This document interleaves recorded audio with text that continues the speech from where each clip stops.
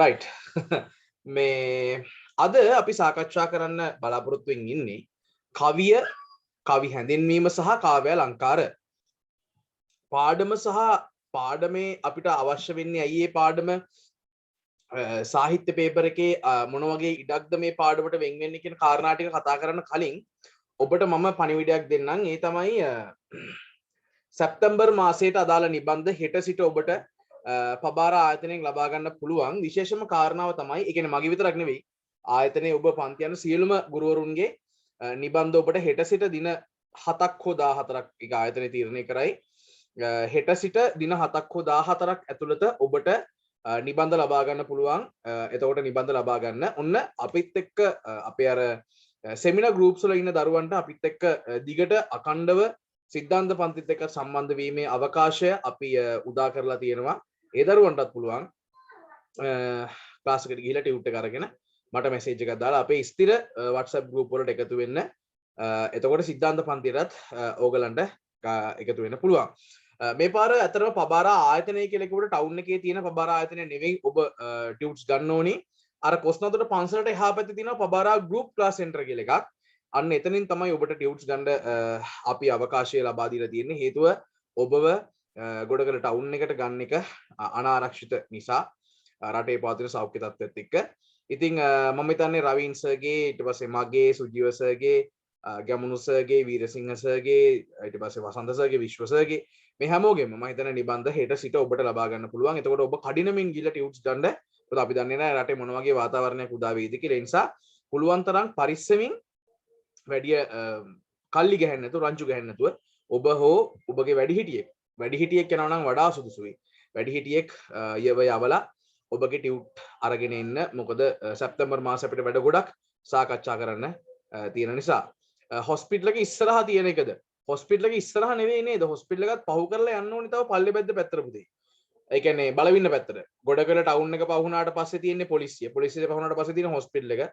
Hospital එකත් පහු කරලා අර කන්ද වගේ හරිය නගිනකොට දකුණු පැත්තේ තියෙනවා කොස්නාදොට පන්සල.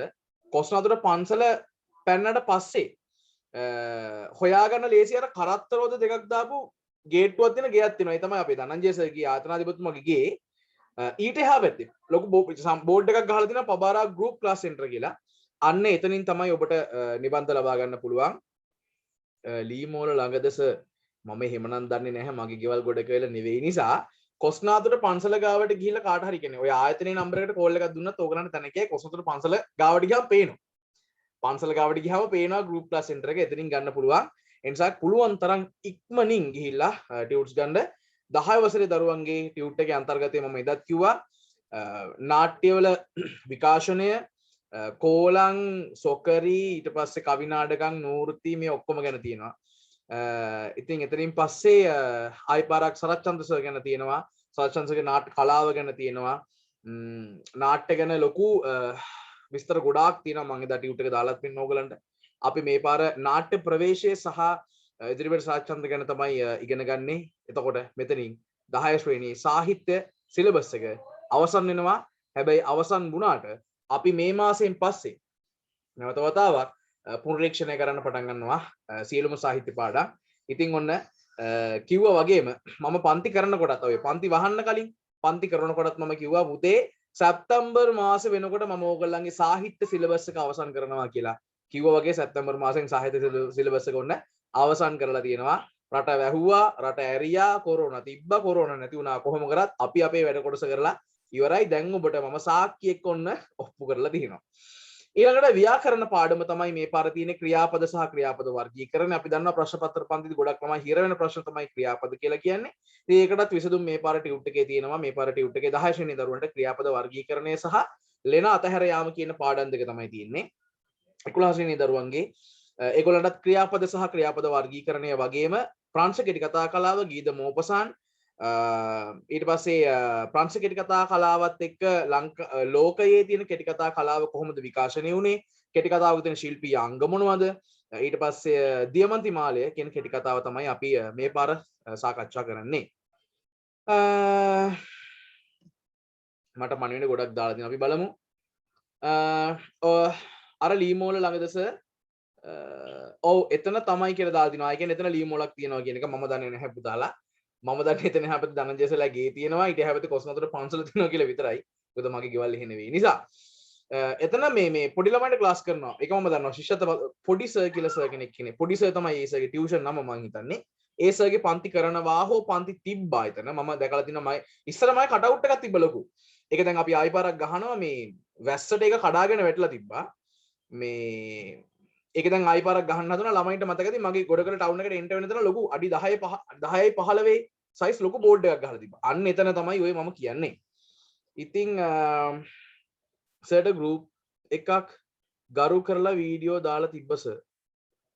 ගරු කරලා ගෲප් එකක් අනේ ගරු කරලා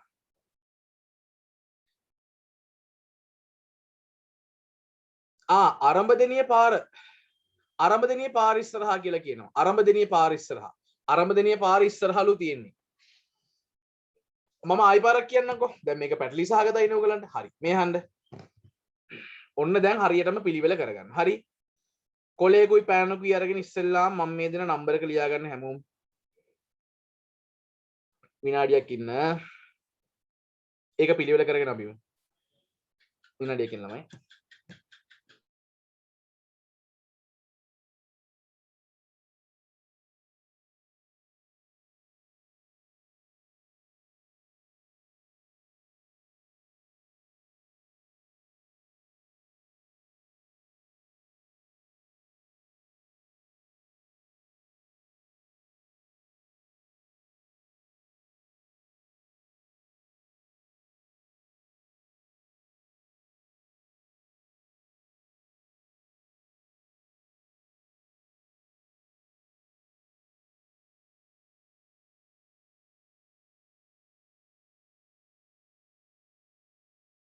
හරි මේ අහන්න. ඉස්සෙල්ලාම දැන් ඔන්න ටියුට් වල අන්තර්ගත අනම්මනම් කතන්දර ඕගොල්ලෝ දන්නවනේ. කොහොමත් මම හෙට උදේ පාන්දර ගෲප්ස් ඔක්කොටම ටියුට් එකේ අන්තර්ගතයේ සම්බන්ධයෙන් ආයි මැසේජ් එකක් දානවා. ඉස්සෙල්ලාම මෙන්න මේ නම්බර එක ලියා ගන්න ඕගොල්ලෝ 0.71 691යි ගොඩකොයිල ප්‍රදේශයෙන් බැහැර ඉන්න දරුවන්ට මම පස්සේ කතා කරන්නම් මොකද්ද කරන්න කියලා. 691යි 77යි 55. 691යි 77යි 55 මේක තමයි පබාරා ආයතනයේ දුරකථන අංකය. හරිද? ටියුට්ස් ගන්න ගියාම දැන් ඕගොල්ලෝ මෙහෙම කරන්න. ඕගොල්ලන්ට ලේසිනේ පුතේ ගියාම දැන් ගණන් ඉතිහාසයේ විද්‍යාව මම හිතන්නේ ඕගොල්ලෝ පන්ති යන විෂයන් ටික තියෙනවනේ. එතකොට ඕගොල්ලෝ එක දවසක ගිහිල්ලා ඒ ඔක්කොම ඩියුටි ගන්න. එතකොට එක දවසින් වැඩේ කරන්න ලේසිනේ. මම දැන් රවින්සර්ත් එහෙම කියයි ඕගොල්ලන්ට සුජීව සර්ත් කියයි. මම සුජීව සර්ත් අත කතා කරා. රවින්සර්ත් අත කතා කරා. එතකොට අපි ඔක්කොම දැනුවත් කරමු කියලා තමයි කතා වුනේ. එතකොට ඔන්න මේ අංකයට ඔයගොල්ලෝ කොස්නාදර පන්සල ගාවට ගිහිල්ලා කෝල් එකක් දෙන්න තැන හොයාගන්න බැරි නම් ටියුට්ස් ගන්න තියෙන්නේ පබාරා ගෲප් ක්ලාස් සෙන්ටර් එකේ. හරි? ගෲප් ක්ලාස් සෙන්ටර් එකෙන් තමයි ඔයගොල්ලන්ට ටියුට්ස් ගන්න තියෙන්නේ. ටවුන් එක මැද්දට ඔයගොල්ලන්ව ගන්න එක ටිකක් අහිතකර හින්දා. ඔය අර අපේ කවුද දුවෙක් කියලා තිබා ආරම්භදෙනිය පාර ඉස්සරහා කියලා. එතන මම හිතන්නේ අර පාරක් තියෙනවා මම දැකලා තියෙනවා. ආරම්භදෙනිය පාර ඉස්සරහා වෙන්නේ නැති ඔය කියනවා. හරි? right. හරිනේ එහෙනම් හැමෝටම පැහැදිලිනේ. මොනවා හරි ගැටලුවක් තිබ්බොත් මට ඕනි ලාග කෝල් එකක් දෙන්න මගේ ෆෝන් එක වැඩ. right. ඊළඟට පබාරා ආයතනයෙන් පිට දැන් මම දන්නවා දරුවෝ මේකේ මාතලේ දරුවෝ ඉන්නවා. දෙවුන්දර දරුවෝ ඉන්නවා. කුරුණෑගල දරුවෝ ඉන්නවා. කොළඹ දරුවෝ ඉන්නවා. හරි එහෙම දරුවෝත් ඉන්නවනේ. ඒගොල්ලෝ පුතේ මගේ WhatsApp නම්බර එක තියෙනවනේ ඔයගොල්ලෝ ගාව. කරුණාකරලා පන්ති වුණාම මට WhatsApp message එකක් දාලා මගෙන් උපදෙස් ගන්න කොහොමද ඔයගොල්ලෝ ටියුට් එක ගන්න කියලා. හරි? right. කතා ඇති අපි පාඩමට යමු.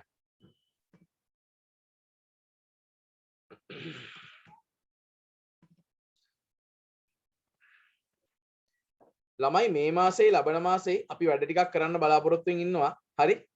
මේ මාසේ ජනශ්‍රුතිය සම්බන්ධ වැඩසටහනක් ජනගී ටිකක් ජනගී ආශ්‍රිත සින්දු ටිකක් ඕගලන්ට අහන්න පුළුවන්. අපි මේ වැඩ කටයුතු සියල්ල සූදානම් කරමින් පවතිනවා. ඊළඟ මාසේ පද්‍ය රචනය සහ ගීත රචනය. ලංකාවේ මේ වෙනකොට ජනප්‍රිය, ඉතාම ජනප්‍රිය ගීත රචකයෙක් සහ රචිකාවියක්, ඒ වගේම ලංකාවේ මෑත කාලේ ඉතාම ජනප්‍රිය පද්‍ය රචකයෙක්, කවියෙක් අපි ඊළඟ මාසේ ඔක්තෝබර් මාසේ අපේ වැඩවලට සහභාගී කරගන්න උත්සාහ කරමින් ඉන්න දෙයක් නෑ. ඒගොල්ලෝ හැමෝම කැමැත්ත ප්‍රකාශ කරලා ඉවරයි. ඉතින් මම කතා කරාම අකමැති වෙන්නේ නෑ ඒගොල්ලෝ සාමාන්‍යයෙන්. ඒ කියන්නේ අපි හරියට කතා කරොත් ඒගොල්ලන්ට ගරු කරලා කතා කරොත් ඉතින් ඕගොල්ලෝ වෙනුවෙන් අනිවාර්යයෙන්ම සම්බන්ධ වෙන්න උත්සාහ කරමින් ඉන්නවා. අපේ ගෙදරට මම හිතන්නේ කවුරු හරි කට්ටියක් ආවා හින්දා බල්ලා බුරන ළමයි ගණන් ගන්න එපා. රයිට් කට්ටිය මගෙන් අහලා තිබ්බා මේ දැන් ඒ ආරාධිත අමුත්ත ගැන මම කියන්නම්. ආරාධනා ඒකනායකසල් ලියලා තියෙන සින්දු මොනවද කියලා තිබ්බා. මට මතකේ තියෙන සින්දු ටිකක් මම කියන්නම්. සමා වෙලා හදාගන්න මට මගේ හිත එකම වරක් ඔබේ දිපා වඳින්න දෙන්න කියන සින්දුව. හිතාස්සට හීන ගොඩක් කියන සින්දුව.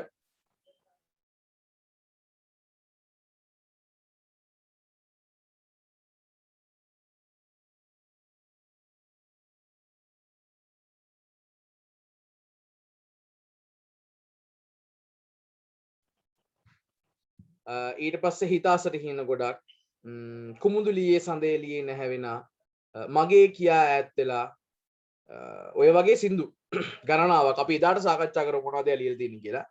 මනුරංග විජේසේකරන ලියලා තියෙන සින්දු ඕගොල්ලෝ ගොඩාක් අහලා ඇති. චාවෝ මල්ලි රම්බරි කියපන් බෙනොම්බරේ. එයා පොඩේ වෙන විදිහක සින්දු ලියන එකනේ. හැබැයි චන්ද්‍රාපායන්න ඔය මෑතක ජනප්‍රිය සින්දු චන්ද්‍රාපායන්න සරාගයේ ඊට පස්සේ දැනනාතුරුමා හවසකමා ඔයගේ සින්දු ගොඩක් ලියලා තියෙනවා. මේ හතර කේන්දරේ පාරුයි කියලා නුඹ ළඟදී ඔයගේ සින්දු ගොඩක් ලියලා තිනවා. ඉතින් ඕගොල්ලන්ට දැනෙන ඕගොල්ලන්ගේ ජෙනරේෂන් එකේ ගීත රචකයෙක්. ඉතින් අපි හැමදාම වැඩ කරන්නේ ඔබගේ රස වින්දින උදෙසා. මේ මාසේ නෙවෙයි මේ මාසේ අපි කතා කරන්නේ ජනශ්‍රුතිය සම්බන්ධයෙන්.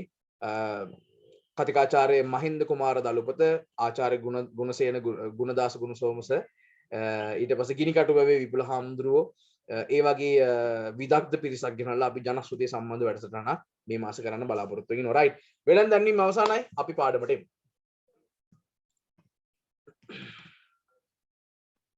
පද්‍ය සාහිත්‍ය.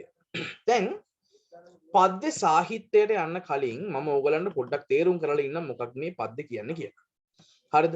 ඉස්සෙල්ලාම විවේකයෙන් අහගෙන ලියන්න කරන්න මොකුත් නැති හින්දා අහගෙන ඉන්නයි තියෙන්නේ හරියට ඉවසිල්ල. කවිය කියලා කියන්නේ හරිද? කවිය කියලා කියන්නේ ලෝක සාහිත්‍යයේ හරිද? කවිය කියලා කියන්නේ ලෝක සාහිත්‍ය තුල අතිශය විශාල ස්ථානයක් හිමි වෙන අතිශය විශාල වටිනාකමක් හම්බ වෙන සාහිත්‍යයක්. ඒකට හේතුව කවිය කියලා කියන්නේ අනිර්වචනීය සංකල්පයක්. අපි කියනවා කවිය කියලා කියන්නේ අනිර්වචනීය සංකල්පයක්. නිර්වචනය කරන්න බෑ. ආදරේ වගේ හරියට. හරිද? ඒ වගේම තමයි කවිය කියලා කියන්නේ ඊටාම සංක්ෂිප්ත කලා මාධ්‍යයක්. හරිම කෙටි. නවකතා වගේ කෙටි කතා වගේ අපිට දිගට ලියාගෙන යන්න බෑ කවිය ඇතුලේ. හරිම සංක්ෂිප්තයි. හරිම කෙටි. ඒ වගේම කවිය කියලා කියන්නේ බහුතර පාඨක පිරිසක් ඊටාම තදින් වැළඳගත්ත කලාංගයක්. පුද්ගලිකව මම පවා. හරිද? හැබැයි මේකේ තියෙන විශේෂම කාරණාව තමයි මේ කවි කියන්න හෝ කවි ලියන්න හෝ කවි රස බෙදින්න සිංහල තේරෙන්න ඕනි, කවිය තේරෙන්න ඕනි, ආර්ට් කරලා තියෙන්න ඕනි, කලා එහෙම එකක් නැහැ. දැන් හොඳම උදාහරණේ මම මේ මීට කලින් පොඩ්ඩකට කලින් කතාත් කරා ඊලක්ෂ ජයවර්ධන මම ස්ක්‍රීන්ෂොට් එකකුත් දැම්ම ළමයින්ට පොඩි බලාපොරොත්තුවක් දෙන්න ඕන හින්දා මේ වැඩේට. ඊලක්ෂ අයියා කියලා කියන්නේ පොලිස් SI කෙනෙක්. හැබැයි ලංකාවේ අතිනවීන යුගයේ ඉන්න හොඳම කවියෙක්. හරි ඒ නිසා දැන් මාටින් වික්‍රමසිංහ ඇවිල්ලා මේ විශ්වවිද්‍යාලෙ ගිය කෙනෙක්ද? උසස් පෙළ කරපු එක්කෙනෙක්ද මාටින් වික්‍රමසිංහ කියලා කියන්නේ? ලංකාවේ මුලින්ම නිසඳසක් ලියපු GB සේනානායක සාමාන්‍ය පෙළ විභාගයවත් කරලා නැහැ. එහෙනම් සර් මේ අපිත් සාමාන්‍ය පෙළ විභාග කරන්න නැතුව ඉන්නවා. මුටි කන්න හදන්න එපා. හරිද? GB සේනානායක විභාග කරේ නැහැ කියලා උඹලා විභාග කරලා නොකර ඉඳලා හරියන්නේ නැහැ. ඒකේ මේ මිනිස්සයාගේ හැටි. එයාගේ ජීවිතේ විසඳෙන්න තිබ්බ විදිහ ඒක. හරිද? ඉතින් එතකොට ඔය විදිහට කවිය කියලා කියන්නේ හරිම මේ වටිනා සංකල්පයක්. මේ ලෝක සාහිත්‍යය තුළ ලංකාවේ සාහිත්‍යය තුළ වගේම. ඒ වගේම තමයි ඔය මාටින් වික්‍රමසිංහ එක වෙලාවක කියලා තියෙනවා මේ මාටින් වික්‍රමසිංහ එක වෙලාවක කියලා තියෙනවා මේ කවියෙක් කියලා කියන්නේ කිනිස්සක් පපු වෙනුණු මිනිස්සෙක් වගේ කෙනෙක්. දැන් හරි ඉවසිල්ලෙන් කල්පනා කරොත් එහෙම මාරයි නේද? කිනිස්සක් මෙහෙම පපුව ඇනලා තියෙන මිනිස්සෙක්. හරිද? ඒ කිනිස්ස මෙහෙම ඇනලා තියෙනවා නම් ඒ මනුස්සයා හුස්ම ගන්නක් ගානේ. ඒ මනුස්සයාගේ පපුව රිදෙන්නක් ගානේ. ඒ මනුස්සයාගේ කිනිස්සි තියෙන වේදනාව දැනෙනව නේද? ඔබ කල්පනා කරලා බලන්න. දැනෙනවනේ. හරිද? ඒ වගේම තමයි මේ ඒ මනුස්සයා මෙහෙම පපුව අතගගා ඉන්නකොට හරි වේදනයිනේ. ඇයි වේදනාව? අර කිනිස්ස ඇනලානේ තියෙන්නේ. ඒක ගැලවෙන්නේ නැහැ. එහෙනම් මොකටද මේ මාටින් වික්‍රමසිංහ පපුවේ කිනිස්සක් කරන මිනිස්සෙක් වගේ කියන්නේ කවියට? කවියෙක් කියලා කියන්නේ මේ සමාජයේ කතා කරන්නේ නැති මාතෘකා එළියට අරගෙන එන කෙනෙක්ට. ඒ වගේම කවිය කියලා කියන්නේ ලෝකය දිහා වෙනත් දෘෂ්ටියකින් බලන කෙනෙක්ට. මොකද උදාහරණයක් කියන්න මම මේක මම මීට කලින් කියලා තියෙනවා. ඔබ අහලා ඇති ලංකාවේ අතිශය ප්‍රසිද්ධ කවියෙක් ඉන්නවා පරාක්‍රම කොඩිතුවක්. පරාක්‍රම සර් කියන්නේ මේ රත්නපුර ටවුන් එකේ පදිංචි වෙලා ඉන්න සර් කෙනෙක්. දැන් ඔහු ඊටාම වයසයි. මම හිතන්නේ මේ වෙනකොට නම් කොළඹ ප්‍රදේශයේ හෝ ලංකාවෙන් පිට ඔහු ජීවත් වෙන්නේ. මමත් සාමාන්‍ය පෙළ කරන කාලේ සතියක් විතර පන්ති ගිය සර් කෙනෙක්. එයා හැම ටියුෂන් කරන කෙනෙක් නෙවෙයි. හැබැයි එයාට ගිහිල්ලා කිව්වහම මොන හරි පාඩම් ටිකක් කියලා දෙන්න කියලා එයා ඊටාම නිර්ලෝභීව ඒ වැඩේ කරන කෙනෙක්. ඉතින් පරාක්‍රම සර් කියලා දැන් පරාක්‍රම සර්ගේ ජීවිත කතාව ඇහුවහම පරාක්‍රම සර් හරි ලස්සන කවි ලියලා තියෙනවා. මම එකක් ඔබට කියන්නම්. පරාක්‍රම සර් කියලා කියන්නේ මේ පරාක්‍රම සර්ගේ රස කතාවක් තියෙනවා. ඒ තමයි දැන් මම කියවනේ කවිය කියලා කියන්නේ ලෝකෙ දිහා වෙනත් ඇහැකින් බලන කෙනෙක් සහ වෙනත් දෘෂ්ටිකින් බලන කෙනෙක් කියලා. හරිද? ඔය පරාක්‍රම සර් පාසල් යන කාලේ මේ පොඩි කාලේ රචනාවක් ලියන්න දුන්නා. හරිද? රචනාවක් ලියන්න දුන්නහම මාතෘකාව තමයි ගංවතුර. හරිද? ඔන්න බලන්න දැන් කවියෙක් කියලා කියන්නේ උප්පත්තියෙන් මේන හැකියාවක් කියනකට උදාහරණයක්. හොඳයි? දැන් පරාක්‍රම සර්ගේ පන්තියේ හිටපු අනිත් ළමයි හැමෝම ලිව්වලු කමේ ගඟ දෙගුඩ තලා යනවා, ගස් යට කරගෙන, ගෙවල් යට කරගෙන, සත්තු මරාගෙන ගඟ දෙගුඩ තලා යනවා කියලා හැමෝම ලියලා තියෙනවා. පරාක්‍රම සර් ලිව්වලු මේ පොඩි කාලේ මම ගඟ පුපුරනවා දැක්ක කියලා. හරිනේ. පුපුරනකොට මෙහෙම විදාරණය වෙනකොට ළමයි හතර අතේ ගලනවනේ. ඉතින් ගඟත් පුපුරලා එහෙම බැලුවා. තේරෙනවනේ එකම සිද්ධිය දිහා වෙනස් ඇහැකින් බලනවා. ඒක තමයි සාහිත්‍යකරුවෙක්ගේ තියෙන ලක්ෂණය. සාහිත්‍යකරුවෙට තියෙන ඕනේ හැකියාවත් ඒක. ලෝකයේ තියෙන ප්‍රශ්න දිහා, සමාජයේ තියෙන ප්‍රශ්න දිහා වෙනස් කෝණයකින්, වෙනස් දෘෂ්ටියකින් නැත්තම් තෙවැනි ඇහැකින් බලන්න පුළුවන් කෙනෙක් තමයි කවියෙක් කියලා කියන්නේ. පැහැදිලිද?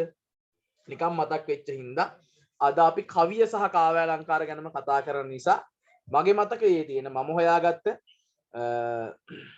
පරාක්‍රම කොඩිතුවක් උසගේ කවියක් ඔබට නිකන් මම කියන්නම්. මේක ඇවිල්ලා ප්‍රේම කවියක්. තමන්ගේ දාලා ගිය පෙම්වතාට හෝ පෙම්වතියට ගෑල්ලා මේක හරි පිරිමිලා මේක හරි කියන කතාවක් මේ තියෙන්නේ. දාලා ගිය කෙනාට හොඳේ. නිකන් අහගන්නකෝ. නොවැළපෙමි ඔබ යන්න වැළප ඇති පළකින්ද ජීවිතේ වැරදුනේ මෙතන විතරක් නොවේ. සූරලා ගෙන යන්න මාහදේ පිපුණු මල් නගන වසන්තය ඔබට ගෙන යා හැකිද? නොවැළපෙමි ඔබ යන්න වැළප ඇති පළකින්ද ඔබේ නම අදින් පසු තවත් මට අයිති නෑ. ඔබ නැතද ජීවිතේ නසාගත නොහැක මට ඔබ යන්න ජීවිතේ සොයාගෙන සොයාගෙන. ඔබ යන්න මధుරතර ස්වප්ත ස්වරයත් අරන් ඔබේ රත මැදිරියට මගේ ඉර හඳ අරන් ඔබ යන්න මහද තෙත් වැහිවලා කුල අරන් කමක් නෑ ඔබ යන්න මගේ ආයුෂ අරන්. හරි ලස්සනයි. දැන් පරාක්‍රම සර් ලියපු තව කවියක් මම හොයාගත්තා. ඒ කවිය ඇවිල්ලා මේ යාළුවෝ දෙන්නෙක් දර වැඩපොලක වැඩ කරන යාළුවෝ දෙන්නෙක් සම්බන්ධ කතාවක්. මේකේ මාතෘකාව ඇවිල්ලා මිතුරන් දෙදෙනා සහ පොරව. මම ඒකත් නිකන් ඔබට කියන්නම් බලන්න. මේ කවියේ තියෙන්නේ පොඩි වෙනස් විදිහේ කතාවක් ඈ. ඒ කියන්නේ යාළුවෝ දෙන්නෙක් පොඩි කාලේ ඉඳන් එකට හිටපු දෙන්නෙක් ගමෙන් පැනලා ගෙදරින් පැනලා වෙන ගමකට ඇවිල්ලා මේගොල්ලෝ ලී මුදලාලි කෙනෙක් ගාව වැඩ කරනවා. ඒ ලී මුදලාලි කෙනෙක් ගාව වැඩ කරනකොට එක දවසක් මේ දෙන්න ගෙපු ඉතාම දුක්බර ජීවිතයක් තියෙන. හැබැයි මේ දුක්බර ජීවිතේ මේ දෙන්නම එකට කට්ට කාලෙම එහෙම අල්ලගෙන ජීවත් වුණා කියලා කියනවා. ඒ වගේම මේ එක මිනිස්සෙක් ඒ යාළුවෝ දෙන්නගෙන් එක්කෙනෙක්ගේ අතින් පොරෝ මෙහෙම විසික්කනවා. ගහකට මෙහෙම කපනකොට පොරෝ මෙහෙම විසික්කනවා ගඟකට. ගඟකට විසික් වෙනකොට ඒ යාළුවෝ දෙන්නගෙන් එක යාළුවෙක් බලන් ඉන්න බැරි කමට අර පොරව හොයන්න ගඟට පයින්නවා. ගඟට පයින්නකොට එයා ගඟට පයින්නේ මුදලාලිය ඇවිල්ලා පොරව වැට්ටුවා කියලා බයිනවනේ අර මිනිස්සයාට තමයි. යාළුවටනේ බයින්නේ. යාළුවට බණී කියලා ඒ දුකට ඉක්මනට ගඟට පැනලා පොරව හොයන්න try කරනවා. එහෙම ගඟට පැන්නට පස්සේ ඒ මිනිස්සයා මෙහෙම ගඟට පයින්නකොටම ගඟේ තිබ්බ උලක් ඒ මනුස්සයාගේ ඇහැ පසාරු කරගෙන මෙහෙම ඇතුළට යනවා.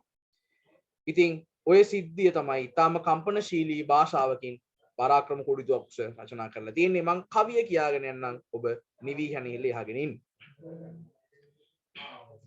ගෙදරින් පැන ඇවිත් ටික කලකට පස්සේ දර වැඩ පළක එදවස කුලියට බැස්සේ ඔබ හමු වුණා විමලේ වාඩිය අස්සේ තනිකම එදා නොදැනිනු මට ලනු මැස්සේ එදා සිටන් තරගෙට අපි දර පැලුවා වනන්තරේ ඉරහඳ දුක සැප බැලුවා කැලෑ කොලේ ගණනට දහඩිය හැලුවා බැද්දේ කුරුල්ලන් නොනිදා හඬ තැලුවා හවසට වැඩ ඇරී අත් දෙක රිදුම දෙන නාගෙන වතුර පොඩි වී නැති ගඟට පැන රතු කොටු සරම වේලෙනතුරු එකම තැන බීඩිය උරුමු දෙන්නා වෙන සැපද මොන උඩහැ කැලෙන් පෙරලීගෙන සුළඟ වැටෙයි මහරෑ වාඩියේ අපගේ නින්ද කොටයි සමහර දාට එලි වෙනතුරු කතා විටයි පොලෝ තලේ පිට සඳරැස් බින්දු නටයි මතකද එදා දර පැලුවා පහළ කැලේ වැටුණා පොරව විසි වී ගඟ හැරෙන වලේ ඔන්න කියනවා අර පොරව වැටෙන දැන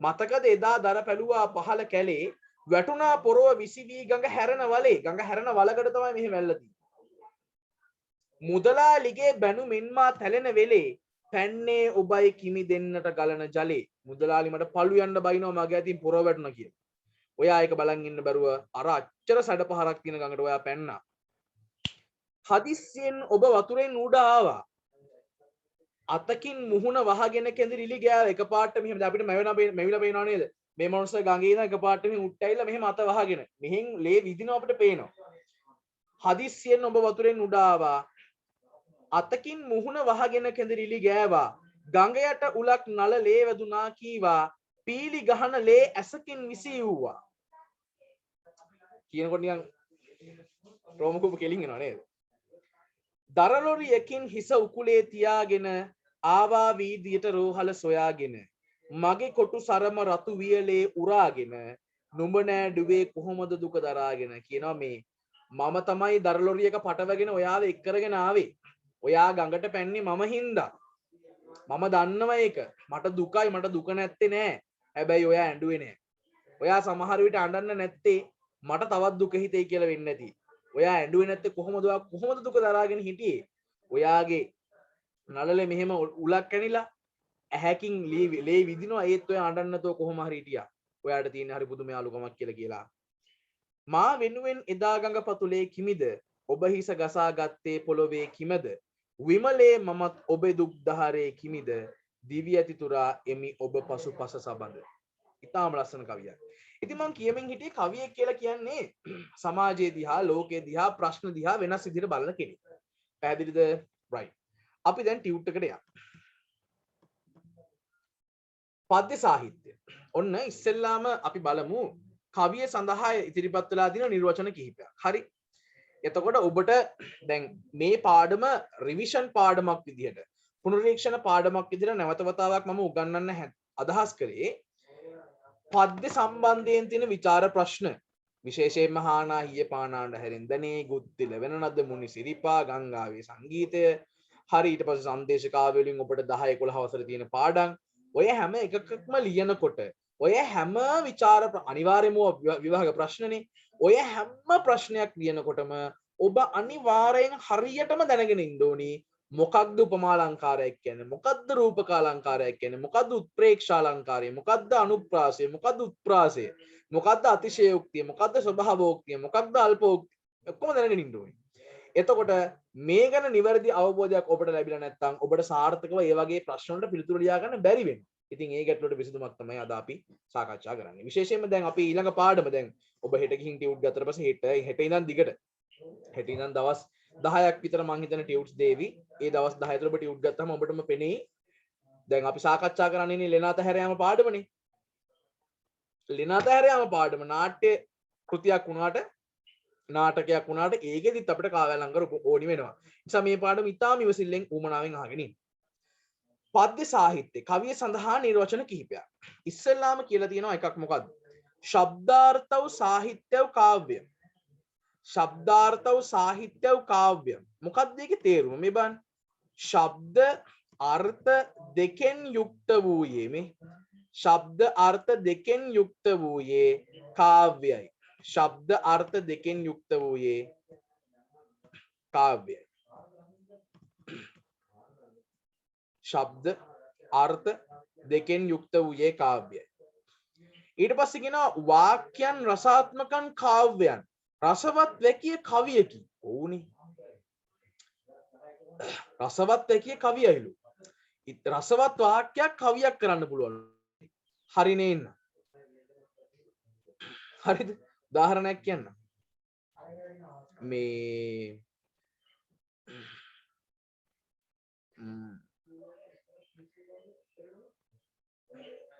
මම මතක් කරන්නේ කවියක් හරි ගීතයක් හරි ඔබට ඒ ගැන කියන්න.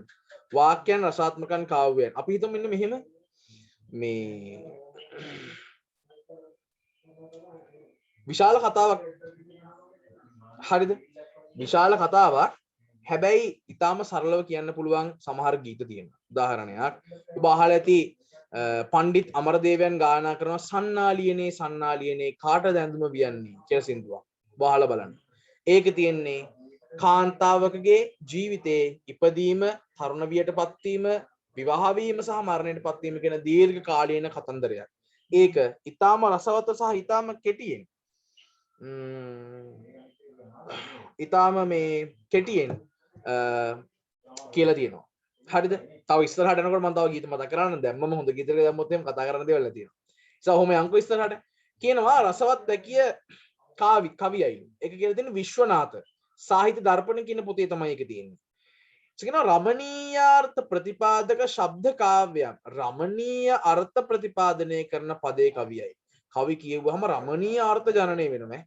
රමණීය අර්ථයක් ජනනය වෙනවනේ. උදාහරණයක් දැන් හිතන්න මං අර කලින් කියපු කවිය රමණීයයිනේ අර්ථය මේ පෙම්වතා හෝ පෙම්වතිය. අපි හිතමු පෙම්වතා කියලා. පෙම්වතා පෙම්වතියට කියනවා පෙම්වතාව දාලා යනකොට ඔයා යන්න. මම අඬන්නේ නෑ. හැබැයි මට දුකයි. ඒ වුණාට මං ඒ දුක තද කරගෙන කොහොම හරි ජීවිතේ ඉස්සරහට අරගෙන යන්න. ඔයා ගියා කියලා මම කවදාවත් දුක් වෙන්නේ නැහැ. මොකද මම දන්නවා මගේ තියෙන හැකියාව වලින් මට මගේ ජීවිතේ වසන්තය උදා කරගන්න පුළුවන් කියලා. නොවැළපෙමි ඔබ යන්න වැළප ඇති පළකිමද ජීවිතේ වැරදුනේ මෙතන විතරක් නෙවෙයි. සූරලා ගෙන යන්න මාහදේ පිපුණු මල් නගන වසන්තය ඔබට ගෙන යා හැකිද? හරිනේ. රාමණීය අර්ථයක් නේද ප්‍රතිපාදනය කරලා තියෙන්නේ. කවියෙන්නේ කරලා තියෙන්නේ. ඉතින් ඒකත් හරි එකකින් ජගන්නාථ රස ගංගාධාර කියන එකේ තමයි තියෙන්නේ. say WM Auden කියන කෙනා කියනවා කවිය යනු ස්මරණීය වාගාලාපයයි. ස්මරණීය කියන්නේ මොකද? ස්මරණය කරනවා කියන්නේ මොකද්ද? දන්නවද? ස්මරණය කරනවා කියන්නේ මොකද්ද කියලා? ස්මරණය කරනවා කියලා කියන්නේ මේ මතක් කරනවා කියන එක. හරිද? මතක් කරනවා කියන එකනේ. අපේ අතීතයේ තියෙන මතක අපි මතක් කර කර එළියට ගන්න එකට අපි කියනවා මොකක් කියලාද? කියන්නේ මොකක් කියලාද අපි කියන්නේ? කවිය කියලා තමයි කියන්නේ. දැන් මම වටේ යන්නේ නැතුව මම ඔබට නිකන් පෙන්නන්නම් ඔබට මේ හෙට ඉඳන් ගන්න පුළුවන් ටියුට් එකේ තියෙන පොඩි සටහනක්. මම හැමදාම කියන මම ඇවිල්ලා මහ ලොකු කවියෙක් එහෙම නෙවෙයි. මම එහෙම මේ ලොකුවට එහෙම ලියන කෙනෙක් නෙවෙයි. හැබැයි මේ මම ලියප එකක් නිකන් ඔබට පෙන්නන්නම් ඒක ස්මරණීය වාගාලාපයක් ඈ. මම මගේ ජීවිතේ ස්මරණය කරපු දෙයක්. මේ තියෙන හෙට ඉඳන් ඔබට නිකුත් කරන ටියුට් එකේ අන්තර්ගතය පිටකොලේ නෙවෙයි අන්තර්ගතය මේ තියෙන්නේ. ඒක පටන් ගන්නකොටම තියෙනවා මෙන්න මෙහෙම එකක්. දෛව යෝගය. හරිද? මම ඔබට ඇබ්බැහි වාලය කළෙමි. සූර්ය මහෝදයේ සිට සූර්ය විප්‍රයෝගයේ දක්වා ඔබ පිළිබඳ සිතුවෙමි. අතීත කාලේනේ කියලා තියෙන මං කවුරු හරි මේක මම වෙන්නත් පුළුවන්. මම නොවෙන්නත් මගේ අතීත මතකයක් වෙන්නත් පුළුවන්. නැත්තම් කවුරු හරි කෙනෙක් මට කියපු එකක් වෙන්නත් පුළුවන් මොකක් හරි. මම මගේ අත්දැකීමකින් ලියලා තියෙනවා ස්මරණීය වාගාලාපයක්. මම ඔබට ඇබ්බැහි වාලය කළෙමි. සූර්ය මහෝදයේ සිට සූර්ය විප්‍රයෝගයේ දක්වා ඔබ පිළිබඳ සිතුවෙමි. ඒ මතුද නොව හීන ඇහිඳින තුන් රැය පුරාවටද ඔබ ගැන හීන මමත් සිත්නම් කළෙමි. නමුත් ඔබ මට ඇබ්බැහි නොවුණු වග මම දනිමි. අපේ ජීවිතේ ඕන තරම් කට්ටිය එහෙම ඇති අපිට කැමතිද කියලා අහන්නත් බෑ. හරිද? අපි හැබැයි අපි හිතින් ආදරය කරනවා. අර මම ගිය සතිත් කියලා දුන්නේ සාගර පළන්සූරිය කියලා කෙනෙක් ලියුවා කියලා මිහිරට කවියක්. අර ඇගෙන තාහිංසක රසයට උල්පතය ඇගේ මොළ කැටි ගතිය රැඳුනේ මල් වෙතය සඳහිරු පළමු බැලුවේගේ පැල්පතය එහි හැමතැනම මිහිරි කිසුරතල් වතේ කියලා එකක් කිව්වේ මං අර. ඒකේ තියෙනත් ඔය වගේ එකක් නේ. කියනවා මේ නමුත් ඔබ මට ඇබ්බැහි නොවුණු වග මම දනිමි. ඔබ මට ඇබ්බැහි විය යුතු නැත. ඔයා මට ඇබ්බැහි වුණේ නැහැ කියලා මම දන්නවා. ඔයා මට එහෙම ඇබ්බැහි වෙන්න ඕනේ නැහැ. මා ඔබට මෙන් ඔබ මට ආලය කළ යුතුත් නැත. මම ඔයාට ආදරය කරපු වලියට ඔයා මට ආදරය කරන්න ඕනි කියලා නියමයක් නැහැ. නමුත් මාතරම් මෙලොව හුස්ම ගන්නා කිසිම ප්‍රාණියෙක් ඔබට ආලය නොකරන බව සිහි තබා ගනු මැන. ඒත් ඔයා මතක තියාගන්න. මේ ලෝකේ හුස්ම වටන කිසිම මිනිස්සෙක් මම තරම් වාට ආදරය කරන එකක් නැහැ. ස්මරණීය වාගාලාපයක්. වඩි චරිතයක් වෙන්න පුළුවන්. අපේ ජීවිතේ හිටපු කෙනෙක් හරි අපි හිතින් හදාගත්තු කෙනෙක් හරි මම මගේ ජීවිතේ සමහර සටහන් ලියලා තියෙනවා. මේ මම ජීවිතේ බැස් දෙකටවත් දැකලා නැති කවුරු කෙනෙක් හිතින්ම වගේ. එහෙම කරන්න පුළුවන් සාහිත්‍යකරුවෙක්. ඉතින් මාත් එහෙම කරලා තියෙනවා. රයිට්. ඔන්න දැන් ඊට පස්සේ කියනවා මේ කවියන් ස්මරණීය වාගාලාපයයි ඊට පස්සේ කවිය අහස් විමනක් නොවේ ඒ ජීවිතයේ පිළිබිඹු කරන කැඩපතකි. කවිය කියලා කියන්නේ අහස වගේ විශාල දෙයක් නෙවෙයි. අහස හරි පුළුල්නේ. අහසට ඉමක් කොනක් නෑ. ඒක හරි අනන්තයි. අපිට කොච්චරද කියලා කියන්න බෑ නේද? හැබැයි කවිය කියලා කියන්නේ අහසක් වගේ එකක් නෙවෙයි. අහස් විමනක් නෙවෙයි. ඒක ජීවිතයේ පිළිබිඹු කරන කැඩපතක්. ඒ කියන්නේ මොකක්ද දන්නවද? ජීවිතයේ පිළිබිඹු කරන කැඩපතක් කියලා කියන්නේ අපි කණ්ණාඩියක් ඉස්සරහට ගියාම අපිව පේනවනේ මේ. පැහැදිලිද? අපි කණ්ණාඩියක් ඉස්සරහට ගියාම අපිව මෙහෙම පේන්න ගන්න. කවිය කියන්නේ ඒ වගේ එකක්. ඒ කියන්නේ කවියක් කියවුවහම ඒ කවිය ලියපු කෙනා හරි ඒ අත්දැකීම ගැන හරි අපිට ඔටෝමැටිකලි පේන්න ගන්න. ඒක තමයි ජීවිතයේ පිළිබිඹු කරන කැඩපතක් කියලා කියන්නේ. පැහැදිලිද? ඒක ඒ අරින්න අහස වගේ විශාල යමක් එහෙම නෙවෙයි. ඊට පස්සේ කියනවා කවිය හදවතෙහි තත්පිරිමදිමින් සංගීතය නිර්මාණය කරයි. ඔවුනේ සමහර ගීත තියෙනවා මුලින්ම කවියක්. හරිද? මුලින්ම කවියක් ඊට පස්සේ ඒක ගීතයක් වෙලා තියෙනවා. හරිද? මුලින්ම කවියක්. දැන් අර ඔබ දන්නවා හර්ෂණ දිසානායක විශාරද හර්ෂණ දිසානායකගේ ඊළඟ ගීතය මම ලියපු ගීතය. හරිද? එතකොට ඒ ගීතේ ඉස්සෙල්ලාම ගීතයක් විදිහට නෙවෙයි මම ලිව්වේ. මම කවියක් විදිහට ඒක ලිව්වේ. හැබැයි මම ඒක ෆොටෝ එකක් ගහලා හර්ෂණ අයියට ඇව්වට පස්සේ හර්ෂණ අයියෝ මල්ලි මේක මරු. මට මේකේ සින්දුවක් කරන්න ඕනේ. වචන ටික දෙන්න පුළුවන්ද? මම කව ගන්න. එයා අරගෙන සින්දුවක් කරන්න මාත් හරි කැමතියි කියලා. එතකොට කවිය ඉස්සෙල්ලාම කවියක් විදිහට තිබිලා හදවතේ තත්පිරි මදිමින් හදවතේ තියෙන සියුම් තැන් ස්පර්ශ කරමින් සංගීත නිර්මාණය කරයි. හරිද? සංගීත නිර්මාණය කරයි. එතකොට ඇත්තටම සමහර සින්දු තියෙනව නේද අපිට අහන්න බෑ නේද? දැන් උදාහරණයක් ඔබ හිතන්නේ මම දැන් ඔය හිටපු ගමන් ඩෝන් ගාලා සින්දු ගෙනල්ලා දානවා නේද ඔයගලගේ ගෲප් එකට. දැන් මම එහෙම සින්දුවක් දැම්මා ඊයේ උදේ නැත්තම් පෙරේද උදේ. මම නිවැරදි නම් මම වැරදි නම් මාව නිවැරදි කරන්න ඊයේ නැත්තම් පෙරේද උදේ. දවස් දෙකකින් එකක අර ඒත් හර්ෂණ අයියගේ සින්දුවක් මේ ඇත්ත රජුනේ කියලා සින්දුවක්. තාත්තා වගේ කියලා පටන් ගන්න සින්දුවක්. ඇත්තට මේ සින්දුව ෆස්ට් ටයිම් ඇහුවම මගේ ඇස් දෙකම කහුණා. හේතුව ඒ හැංගීම මාරයි. අපි අපිට ආදේශ කරලා බැලුවොත් මේ හැංගීම ඒක මාර හැංගීමක්. තාම ඇහුවේ නැත්තම් ගිහිල්ලා අහන ගෲප් එකේ තියෙනවා ලින්ක් එක. එතකොට කවිය හදවතෙහි තත්පිරි මදිමින් සංගීත නිර්මාණය කරනවා කියලා තියෙන ඩෙනිස් ගැබෝ. සියලු ඥානයන්හි අගඵලත් හදගැස්මත් කාව්‍යයි. සියලුම ඥානයන් වල අග්‍රඵලය තමයි කවිය කියලා කියන්නේ. ඔව්නේ. අපිට ඕනෙම දෙයක් කවියකට හරවන්න පුළුවන්. හරිද? ඒ කියන්නේ ලිංගික අර්ථයක් වුණත් කවියකට හරවන්න පුළුවන් ඈ. එහෙම හරවපු කවි තියෙනවා. කොළඹ යුගයේ අපිට කවිය ගැඹුරින් අධ්‍යයනය කරනකොට හම්බ වෙනවා. right. අපි පහලට යමු තව ටිකක්. කවිය වනාහි හොඳම වචන හොඳම පිළිවෙලට ගැලපීමයි. ඕනේ. මිනිස්සෙක් ගාව තියෙන හොඳම වචන ටික හොඳම පිළිවෙලට ගලපන එක තමයි කවිය කියලා කියන්නේ. එස්.ටී. කොල්රිච් කියන කෙනා තමයි ඒක කියන්නේ. එස්.ටී. කොල්රිච් උදාහරණයක් කියන්නම්. ඔබ අහලා තියෙනව නේද මාත් කියලා තියෙනවා ඒක පන්තියේ. මේ දුද්ද නොදබින්ද ලද්ද තෙද්ද කද කඳ දෙව්රද සාමිනි. රයිපීඑල් දෙන්නකෝන් ලියන්නේ.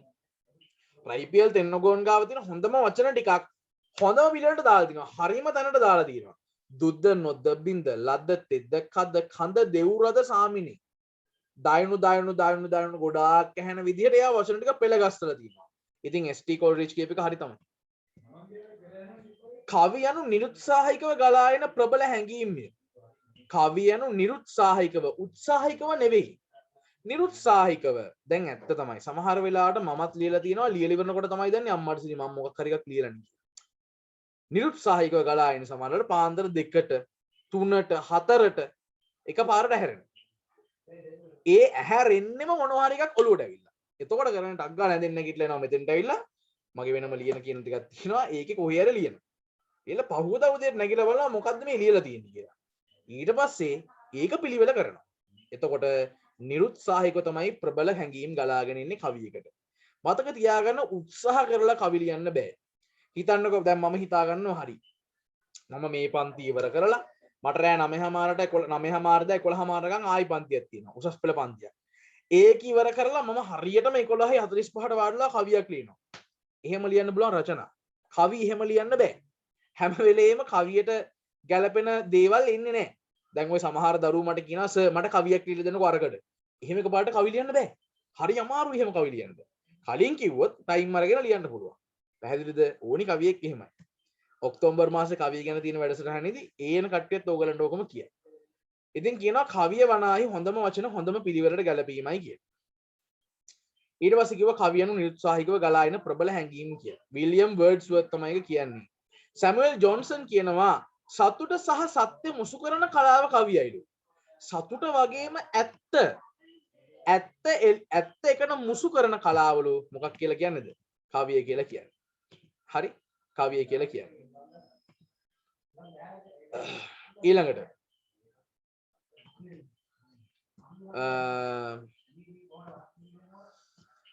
තමාලද චමත්කාරයේ ගවේෂණය පිණිස මිනිසා විසින් පරිහරණය කරනු ලබන භාෂාව වන්නේ කවියයි. තමාලද චමත්කාරය ගවේෂණය පිණිස මිනිසා විසින් පරිහරණය කරනු ලබන භාෂාව වන්නේ කවියයි. තමන් ජීවිතයේ ගත චමත්කාරය ගවේෂණය කරන්න. ගවේෂණය කියලා දැන් හිතන්න මගේ අත්දැකීම. උදාහරණයක් මම කියන්නම් මට ඔබට විරුද්ධව කියන්න පුළුවන්. මේ සර්ගේ පොත ලියලා ඉවර නැද්ද? අම්මෝනේ. භාගයක්වත් තාම ලියලා ඉවර නෑ ළමයි. එහෙම මෙහෙ ලියනවා. පිටුව දෙක ලියාගෙන යනවා. තාම ඉතින් ඉවර නෑ. තාම කතාව ගෙතුමින් පවතිනවා. මේ මං කියීම හිටි තමාලද චමත්කාරය. දැන් මේ බලන්නකෝ. මෙන්න මේක හරියට කල්පනා කරලා බලන්න ඕනේ. හරිද? මතක තියාගන්න චමත්කාරය කියන එක අර්ථ දෙකකට ගන්න පුළුවන්. දැන් මේවා තමයි සාහිත්‍යයේද අපි ඉගෙන ගන්න ඕනේ දේවල්. නැතුව අඬන්න දොඩන්න මේ ගෑල් ළමයින්ට ඕනි මොනවද? පිරිමි ළමයින්ට ඕනි මොනවද?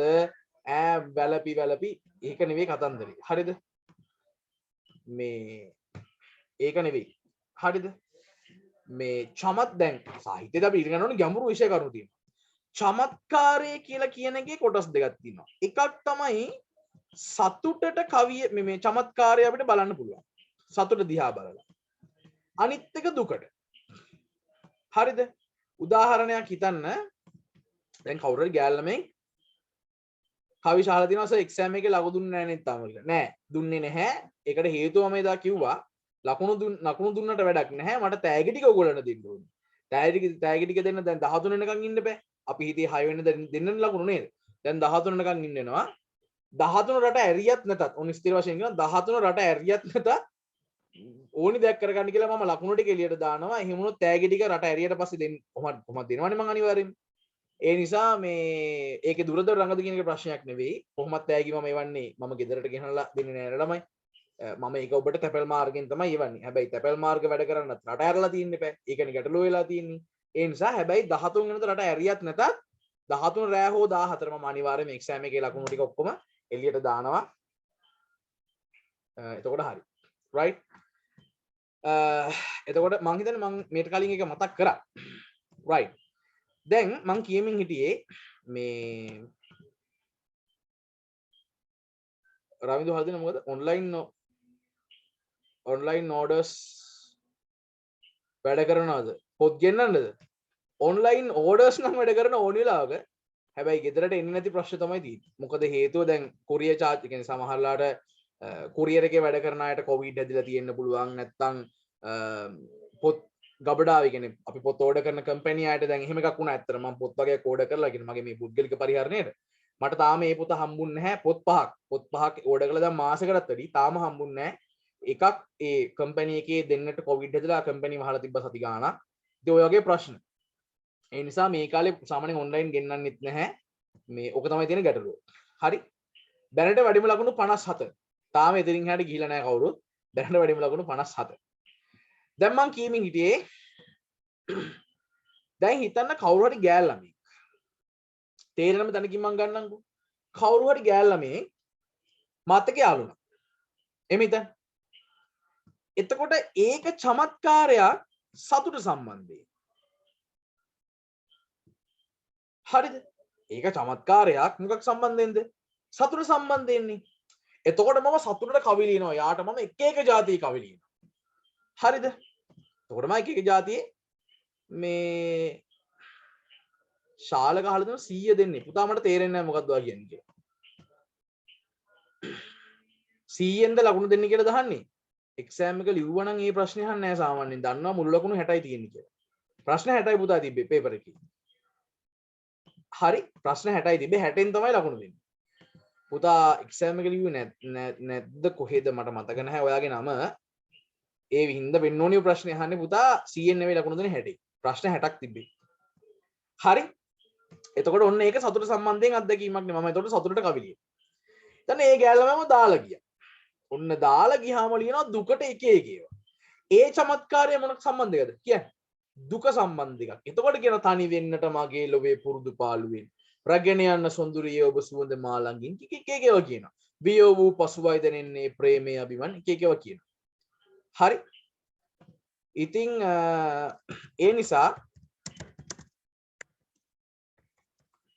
මේ චමත්කාරය කියන එක එක එක විදිහට අර්ථ ගන්නවන්න පුළුවන්. පැහැදිලිද? ඔය වගේම තව එකක් තියෙනවා. කඳුල.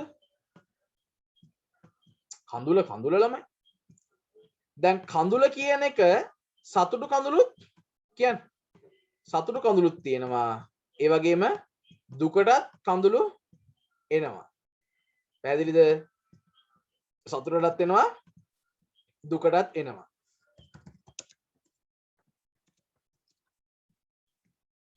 පැහැදිලිද? ඒ වගේ තමයි චමත්කාරය කියලා කියන්නේ. right. ඉතින් කියනවා මේ එහෙම ලැබපු චමත්කාරය තියෙනවානේ. ඒ චමත්කාරය ගවේෂණය කරන්න මිනිස්සෙක්ට පාවිච්චි කරන්න පුළුවන් භාෂාවෙන්නේ කවිය කියලා.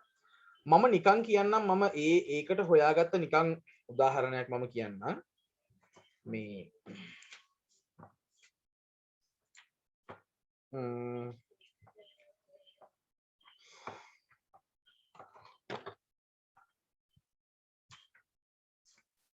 මෙන්න මේක බලන්න. අර රයිපියල් තෙන්නකෝන් හෙලහවුල හිටපු එක්කෙනෙක් රයිපියල් තෙන්නකෝන් ලියලා තිනවා මෙන්න මෙහෙම කවියක්. හරිද? මේක එයා දකපු හීනයක් හරි එයාට හිතුණු දෙයක් හරි හීනයක් නම් ඒක චමත්කාරයක් නේ. ඔන්න ඒ චමත්කාරය ගවේෂණය කරගෙන ගිහිල්ලා තියෙනවා. මේකේ නම පරලොවට පණිවිඩයක්. අපායට පණිවිඩයක්. ලංකාවේ ඉන්න මිනිස්සෙක් අපායට යවනවා පණිවිඩයක්. ලංකාවේ මිනිසුන්ගේ හැටි ගැන කියලා. හරිද?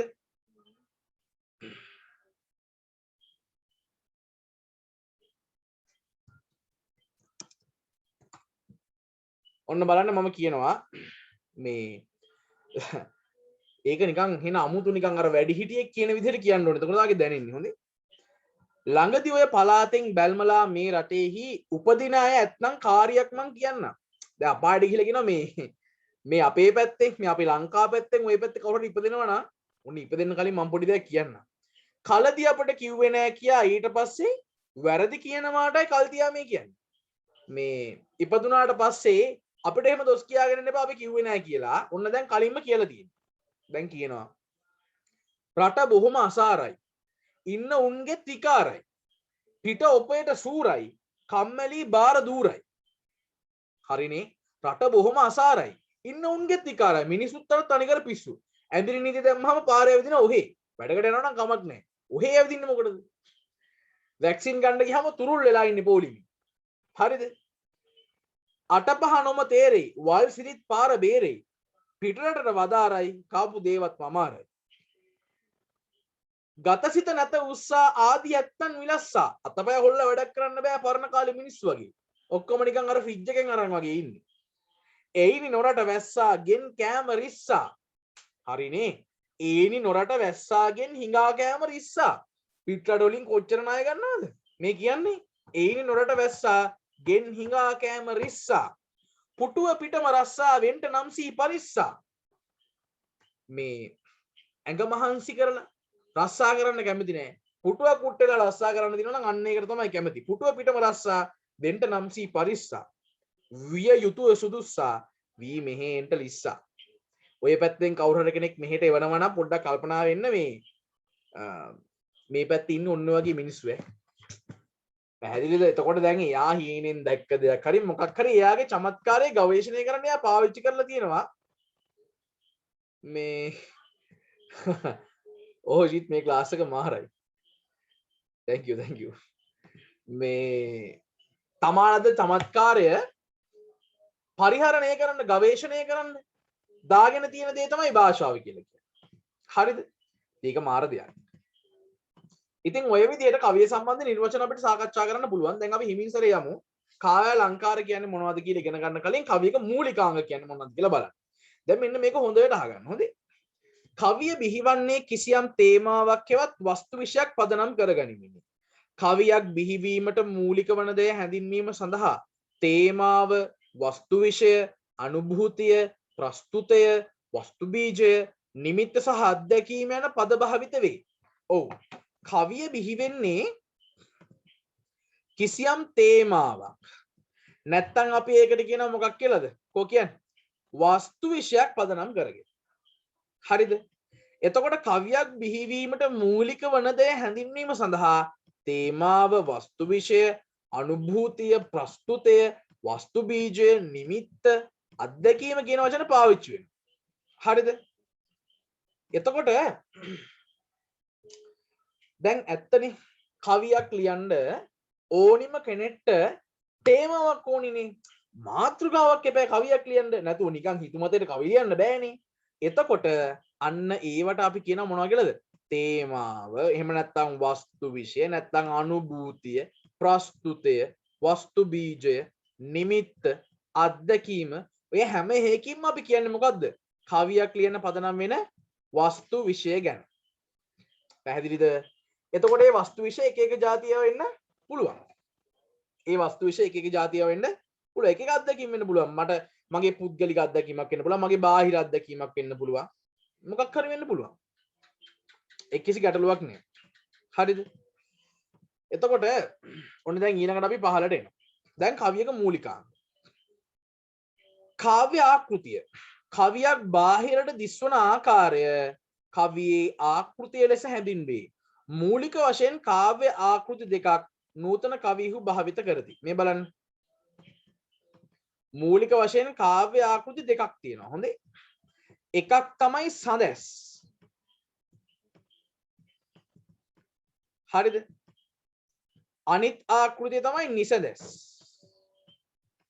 එකක් තමයි සඳැස්, අනිත් එක තමයි නිසඳැස්. හරිද? එකක් තමයි සඳැස්, අනිත් එක තමයි නිසඳැස්. එතකොට මේ සඳැසේ සහ නිසඳසේ තියෙන ප්‍රබලම ලක්ෂණය නිකන් හරි විභාගයේ හැදී ඇහුවොත් මතක තියාගන්න. සඳැසක් කියන එකක් ඇතුලේ නැත්නම් සඳැස් ක්‍රමයට ලියපු කවියක් ඇතුලේ සුගායනීය බවක්, සුගායනීය බව ඇත. මම දැන් උදාහරණයක් එක පෙන්නනවා. තා පොඩ්ඩකින් ඉවසගෙන ඉන්න. නිසඳසක සුගායනීය බවක් නැත. හරිද පුතේ? ඒ කියන්නේ සඳැස් ක්‍රමයකට ලියපු එකක් නම් ගායනා කරන්න පුළුවන්. නිසඳස් ක්‍රමයකට ලියපු එකක් නම් ගායනා කරන්න කියන්නේ බෑ. ගායනා ක්ලාස් එක මාරයි. thank you.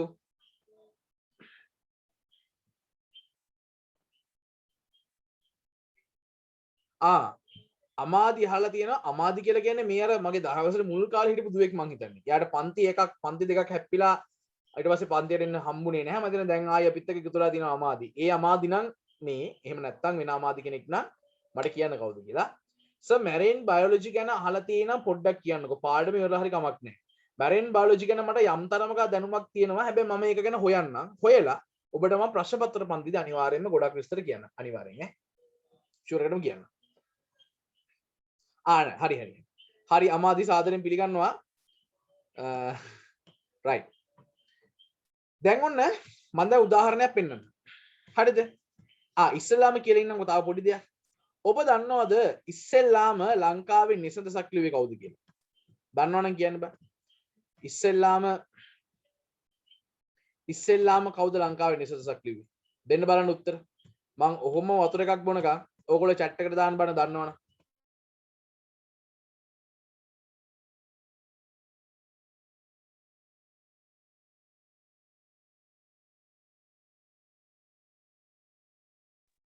කොහමද උත්තර එන්න ඕනි?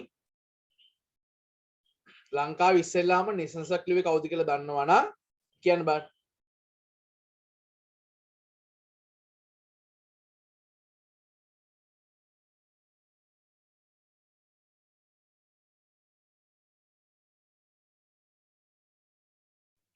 ඔව් අනේ හරි සතුටුයි.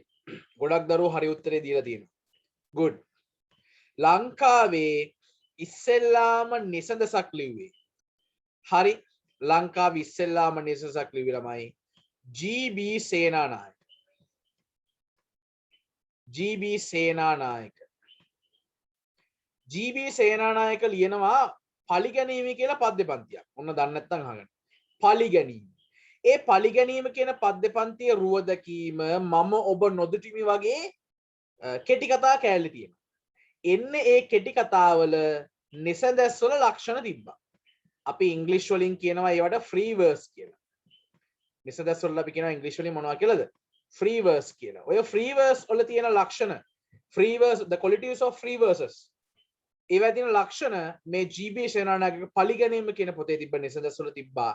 හැබැයි එකම දේ තියෙන. ඔබ දන්නවද GB සේනානායක කියලා කියන්නේ පුදුම මිනිස්සෙක්. GB සේනානායක වයස අවුරුදු 50 දී අන්ධ වෙනවා. ඔව් වයස අවුරුදු 50 දී අන්ධ වෙන්නේ අධික ලෙස පොත් කියවීම නිසා. මිනිස්සෙක් පොත් කියවලා අන්ධ වෙනවා කොහොම ඔබ හිතාගන්නද? ඒ මිනිස්සයා කොයි තරම්නම් පොත් ප්‍රමාණයක් කියවලා ඇද්ද කියලා. හරිද? ඔය GB සේනානායක ලියලා දිනවා විනිවිදිමි අඳුර කියලා පොතක්. ඒක ඔහුගේ ස්වයං චරිතා ප්‍රදානිය. හොයාගෙන කියවන්න. විනිවිදිමි අඳුර. ඒ විනිවිදිමි අඳුර කියන පොතේ කියනවා GB සේනානායක අන්ධ වීම කියලා කියන්නේ කායික දුබලතාවක්. මේ ඇඟේ පතේ තියෙන ලෙඩක් අන්ධ වෙනවා කියන්නේ. අන්ධ වීමට පෙර අවුරුද්දකට එක් පොතක් පමණක් ලියූ මම අන්ධ වුණු පසු අවුරුද්දකට පොත් 10 ඉක්මවා ලියා ඇත්තෙමි. හරිද? ඒ කියන්නේ දැන් එතකොට ප්‍රශ්නයක් එනවනේ යකෝ අන්ධ වුණාට පස්සේ කොහොමද පොත් ලියන්නේ කියලා. අන්ධ වුණාට පස්සේ පොත් ලියන්නේ කොහොමද දන්නවද? මේ GB සේනානායක එන්න කියලා කියනවා එයාගේ අයියාගේ දුවට. එයාව ගෙදරට ගෙනල්ලා තියාගෙන මෙයා හිත හිත කියනවා මම පාරේ යනකොට ලස්සන ගෑල් ළමෙක් දැක්කා. ඒ ගෑල් ළමයා ගුරුවරියක් කොළඹ විශ්වවිද්‍යාලයෙන් එහා පැත්තේ නිදහස් චතුරස්‍ර පැත්තට ඒ ගෑල් ළමයා ඔහොම කියාගෙන යනවා. කියනකොට අර ළමයා ලියාගෙන යනවා. ඊට පස්සේ තමයි පොතක් ඉදිරියට එළියට එන්නේ. ඉතින් බලන්න අපි එහෙම බලනකොට අපි මොනවද ළමයි කරන්නේ? අපි අන්ධ වෙලාද? අපේ අතපය කොර වෙලාද? අතපය කැඩිලාද අපේ? අපේ ඒ මිනිස්සු කරලා තියෙන දේවල් එක්ක අපි මොනවද කරලා තියෙන්නේ? අහසට පොළොව. හරි ඉතින් ලංකාවේ ඉස්සෙල්ලාම නිසසක් ලෝ GB සේනානායක. හැබැයි ඔය GB සේනානායක මේ GB සේනානායක මං කියමින් හිටියේ මොකද? ඔව් GB සේනානායක මේ නිසඳස් පද්ද ලිව්වට පස්සේ GBට ගොඩාක් කට්ටිය බයින්න ගත්තා. පීස්සෙක් වගේ මොනවද අර ලියලා තින්නේ? කියවන්න පුළුවන්ද? රචනාවක් වගේ නෙවුවා කවිද? ඕ ගායනා කරන්න බෑනේ. GB කියනවා නිසඳස් කියලා කියන්නේ නිදහස් කියන අර්ථය. ලස්සන විග්‍රහයක් ඒක. නිසඳස් පද්ද කියලා කියන්නේ නිදහස් කියන අර්ථය. ඉතින් මට ඕන විදිහට කවි ලියනවා. ඌමනා මිනිස්සු කියවයි, ඌමනා නැති මිනිස්සු කියවන්න නැතුව ඉඳී. මට ඒකේ ප්‍රශ්නයක් නැහැ. ඔය වගේ වැඩක් මටත් වුණා. සිද්ධි කියන්නේ. මම වැඩ කරා මේ පත්තරයක. ඒ පත්තරය ඇවිල්ලා මේ ඔන්ලයින් සංග්‍රහයක්. නම අහන්න එපා. නම කියන්න බෑ. හේතුව මම දැන් ඒකේ මම වැඩ කරන්නේ නෑනේ. ඒ නිසා. ඕකේ මම ලිව්වා තීරුවක් මේ මම දැම්මේ හෙමි හෙමින් හිතට එන කතා එක හෙමි හෙමින් හිතට එන කතා දෙක ඔහොම ලියාගෙන ගියා short stories පොඩි කෙටි කතා ටිකක් ලියාගෙන ගියා. ඒක ඒගොල්ලෝ මට කිව්වා. ඔන්න ගෙව්වා. ඔන්න එතකොට ඒගොල්ලන්ට අසාධාරණයක් කිව්වෙත් නෑ. හොඳේ ඒගොල්ලෝ මට කිව්වා. කිසි අවුලක් නෑ. හැබැයි එකම දේ තියෙන්නේ මම ලියාගෙන යනකොට එක දවසක් මට එඩිට් එකෙන් කතා කරලා කියනවා මේ සර් ලියපු එක තැනක තියෙන එක වචනයක් අපි වෙනස් කරන්නද. මම හයි මොකද ප්‍රශ්නේ? නෑ සර් මේ ඒක චුට්ටක් ගැලපෙන්නේ නෑ කියලා මේ අපේ එඩිට් එකේ චීෆ් කිව්වා. මගෙත් කට හොඳ නෑනේ. මං එඩිට් එකේ චීෆ්ද කතාව ලිව්වේ මමද? කතාව මම නම් ලිව්වේ මට ඕනි වචන ටික තමයි මම ඔකේ දාලා තියෙන්නේ. ඕගලන්ට ඕමුණා විදිහට අපි මේ මම ලියන ඒවා කපන්න ඕන නම් මම එතනින් එහාට ලියන්න අවශ්‍ය නැහැනේ. මෙතනින් එහාට මම ඕගලන්ගේ පත්තරේ වැඩ කරන්නේ නැහැ කියලා මම තිබ්බා. තිබ්බට පස්සේ මැනේජ්මන්ට් එකෙන් කෝල් කරලා සර් එහෙම කරන්න එපා. අපි මේක හදන්න මම කො බෑ. මම ලියන ඒවා කපනවා නම් මම කතා ලියන්න ඕනේ නැහැනේ. ඕගොල්ලෝ ඕගලන්ගේ වැඩේ කරගන්න. thank you. මම වැඩ ටික කරා. ඕගොල්ලෝ මට ඒකට ගෙව්වා. thank you. මම මෙතනින් මේ වැඩේ අයින් කරගන්නවා කියලා මම ඒ පත්තරෙන් අයින් වුණා. අයින් වෙලා උදේ අයින් වුණා නම් හවස වෙනකොට මට තා පත්තර දෙකකින් කතා කරා. ඒ කියන්නේ ඒගොල්ලෝ ඇහ ගහගෙන ඉන්නේ. මේ මොකද වෙන්නේ කියලා. ඉතින් ඒ පත්තර දෙකෙන් මම මට කැමති පත්තරේ දැන් වැඩ කරනවා. ඒක තමයි ඒකේ නම මාත්‍රා. ඒක YouTube ඒක Google එකේ තියෙන. ඒක blog එකක්. එතකොට ඒ blog එකට pay කරලා තමයි කවුරු කෙනෙක් ලංකාවේ විශාල පිරිසක් මම හිතන්නේ මේ පැත්තේ ගොඩක් ප්‍රචලිත නැති වුණාට මේ මම හිතන්නේ රත්නපුරෙන් පිට සබරගමුවෙන් පිට මම හිතන්නේ ගොඩක් පිරිසක් ඒවා කියවනවා ඇති කියලා මම විශ්වාස කරනවා. ඉතින් ඒ කියන්නේ මගේව නෙවෙයි මේ පත්තරේ මම නිකන් ඒකේ ලියන කෑල්ලක් විතරයි තියෙන්නේ. මේ ඉතින් එහෙම තියෙනවා. ඒ නිසා සාහිත්‍යකරුවෙක් කාටවත් යැපෙන්න අවශ්‍ය නැහැ. මම කියනකොටත් කියනවා මේ මට ඕනි දේ ලියන්න දෙවියන් වහන්සේටවත් මම බය නැහැ. මට නිදහසක් තියෙනවානේ මට හිතන දේ ලියන්න. එතකොට මේ නිදහස මම මරණකම් පාවිච්චි කරනවා. ඒක හැටි. ඒක සාහිත්‍යකරුවෙකුගේ ලක්ෂණේ. මම විතරක් නෙවෙයි ඒක ජී.බී. සේනානායකත් කියලා තියෙනවා.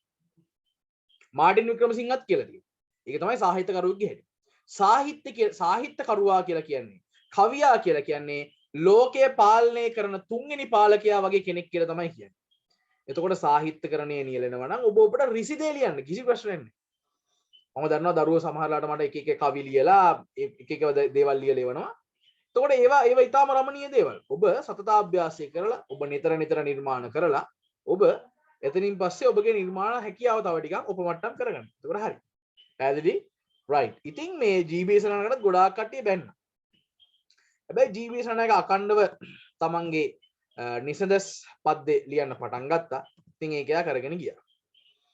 මේ මම දැන් ඔබට කියන්න නිසදසකයි සඳසකයි තියෙන මේ ලක්ෂණේ හොඳේ.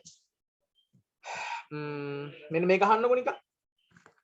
ඉස්සෙල්ලාමම මම කියන්නම් මේ නිසදසක තියෙන ඉස්සෙල්ලාමම කියන්නම් සඳසක්. හොඳේ.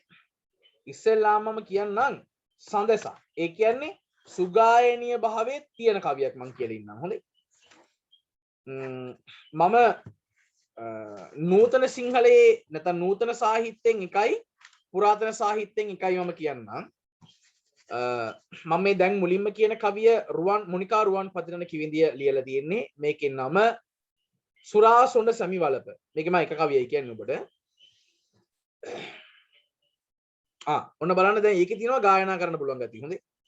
අයස ළඟදී මා ළඟ සිටි යසවතිය සසිරි බර සැපත නොම දුටු සිරිමතිය නිරස කුලබ ජුන්වලඳු රසවතිය කටුක වැල් යහන සරසූ පතිවතිය. ගායනා කරන්න පුළුවන්. සුගායනීය භාවය කියන එක තියෙනවානේ. ඔන්න දැන් නූතන එකක්. ඔය දැන් පුරාතනෙන් මම නිකන් සරලිහිණ එකක් කියන්නම්කෝ. සුරරද සමන් සමගින් සුරංගන ඉවර පැහැනද මදාරා පරසතු මල් තඹර කැර පුද වදින රැඳි මුනිසිරි පා තඹර සකි සඳ පෙනේ සම නොල ගල නැගෙන හිර. ගායනා කරන්න පුළුවන් නේ. ඒවා ගායනා කරන්න පුළුවන් නේ. මෙලඩියක් දාලා කියන්න පුළුවන්. එතකොට ඔන්න බලන්න. දැන් මම ආයි පාරක් කියන්නම්.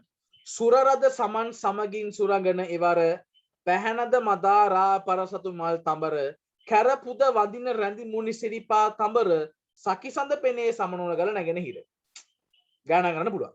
දැන් ඔන්න නිසදසක් කියන. හොඳ ඒක ගායනා කරන්න පුළුවන්ද නැත්නම් නිකන් කතන්දර කියවන වගේද කියලා ඔබම කල්පනා කරලා බලන්න. ඒක නම රුව දැකීම. ජී.බී. සේනානායකම තමයි ලියලා තියෙන්නේ. රන් 60 හැඳ රන් පටියෙහි දිග කඩුව බැඳ අසුපිට නැගුණු කුමාරයා ගම් නියම් ගම් රාජධානි පසුකොට ගියේය. පස්වසක් ගමන් කළ ඔහු විවාහකටකත් කුමරිය ගෙන ඒමට තවත් පස්වසක් ගත විය. එවැනි රුවක් නොදුටිමි ඈ ගෙනා දින පුරවැස්සෝ කීහ. එදින සවස් කළ පුරදොර අසරදී රජගෙදර දොරටු පල්ලාගේ දුව භද්‍රා කුමරුට හමු විය. තී කවුරුදැයි ඔහු විස්මයෙන් ඇසීය. තිගේ වැනි රුවක් මම කිසි කලක නොදුටිමි. දැන් මට කියන්නකෝ ඒකේ ගායනා කරන්න පුළුවන් ගතියක් තියනවද? ගායනා කරන්න පුළුවන් ගතියක් නැහැ ඒකේ. ඒකට තමයි නිසඳසක් කියන්නේ. නිදහස් පද්‍යයක් ඒක. පැහැදිලිද? right. රසිකා රේසන් ඔප්ෂන් පාවිච්චි කරන්න එපා. මැරෙන්න පැය 5කට කලින් නේද රාත්‍රියේ කියන පොත ලිව්වේ. එහෙම කියනවා. ඉතින් ඒක අපිට හරියටම දන්නේ නැහැ. දුප්පතුන් නැති ලෝකයේ ලිව්වේ ජී.බී. සේනානායක නේද? සුපිරියල්. right. දැන් අපි ආයි ටියුට් එකට එමු. right. ඔන්න දැන් එනම් ඕගලන්ට තේරෙන්න ඕනේ කවියක් බාහිරට බැලූ බැල්මට දිස්වන ආකාරය තමයි ආකෘතිය කියන්නේ. ඒක සඳස් ආකෘතිය වෙන්නත් පුළුවන්, ඒක නිසඳස් ආකෘතිය වෙන්නත් පුළුවන්. right. ඊළඟට ඖචිත්‍ය. ඔන්න බලන්න. මෙම පදයේ සැකසෙන්නේ උචිත ධනය යන්නෙනි. උචිත ධනය කියන තමයි ඖචිත්‍ය කියන එක හැදෙන්නේ. මෙහි අදහස වන්නේ උචිත බව යන්නයි. කවියක අත්දැකීම, භාෂාව, ආකෘතිය, රිද්මය, විරිත ආදී සෑම අංගයක් අතරම මනා ගැළපීමක් තිබිය යුතුමය. මෙම ගැළපීම ඇතම් විචාරකයන් විසින් කවියේ මූලික ලක්ෂණය ලෙසද සැලකේ. ඖචිත්‍ය චර්යා කෘතිය රචනා කළ ශේමේන්ද්‍ර පඬිවරයාට අනුව ඖචිත්‍ය යනු කවිය ආත්මය. ඖචිත්‍ය කියලා කියන්නේ උචිත බව. හරිද?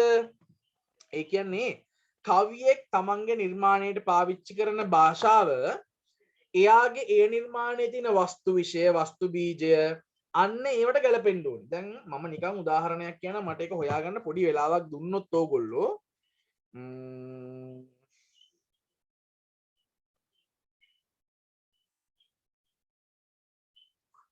මට හරියටම කවිය නම මතක නැතුව මම මේ ඉන්නේ. ඉන්න බලන්න. ඒකේ ඖචිත්‍ය ගුණය ගිහිල්ලා තියෙනවා. කවි දෙකක් මතක් වුණා මට. එකක් නම් මතකයි කවිය. ඉන්න බලන්න.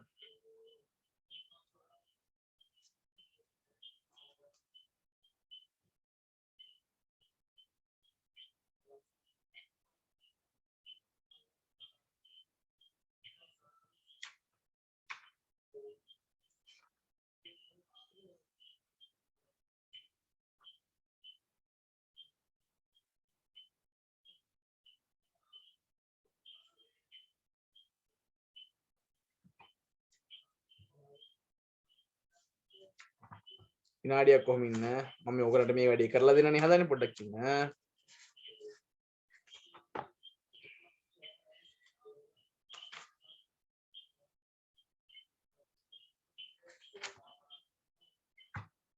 නෑ ඒක මට මතක් වෙන්නේ නෑ ළමයි මේ මෙන්න මේක බලන්න මේකේ නම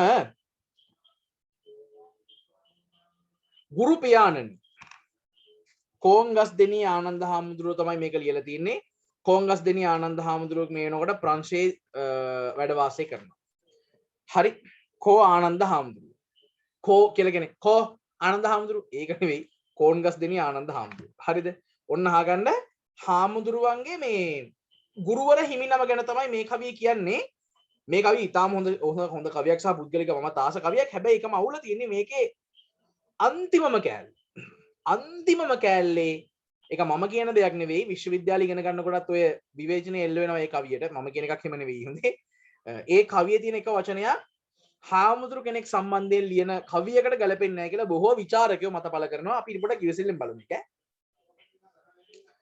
මේ ගුරු පියාණනි දරුවෙක් නොවෙමි ඉපදුණු ඔබ හටදාව දැන් මේ පොඩි හාමුදුරුවෝ ලොකු හාමුදුරුවන්ට කියන හොඳේ දරුවෙක් නොවෙමි ඉපදුණු ඔබ හටදාව නෑයෙක් නොවෙමි ලේ නෑකමකින් ආව එනමුදු දරු පෙමින් අදතෙක් සැලකූව සමිඳුන් හැරපියෙක් නැත මෙත් සිත පෑව ලොකු හාමුදුරුවෝ තමන්ට දරුවෙක්ට වගේ සැලකුවා කියලා කියනවා 6-4ක් නොදැන දුවපැන නටන වියේ සමිඳුන් ළඟට ආ හැටි මට මතක තියේ මුහුණෙහි රළු රැවුල දැක සැලුන මුද්දියේ සැඟවිනි මෙමා වෙනුවෙන් කරුණාවලයි හාමුදුරුවෝ රවුල වවල ලොකු අර මහත හාමුදුරු කෙනෙක් ඒ හාමුදුරුවෝ එහෙම රෞද්‍ර පෙනුමක් තිබ්බට හරිම හොඳ හාමුදුරු කෙනෙක්ලු නන් පොත මගුල් ලකුණද තව සකස් කඩේ සමිඳුන් දෙපා ළඟ වැඳ කීම මුල් වැඩේ වනපොත් නොබිනි නම් අත්මුණු ලොකුම දඩේ කනමිරි කීම සිහිවී මට දනුදු හැඬේ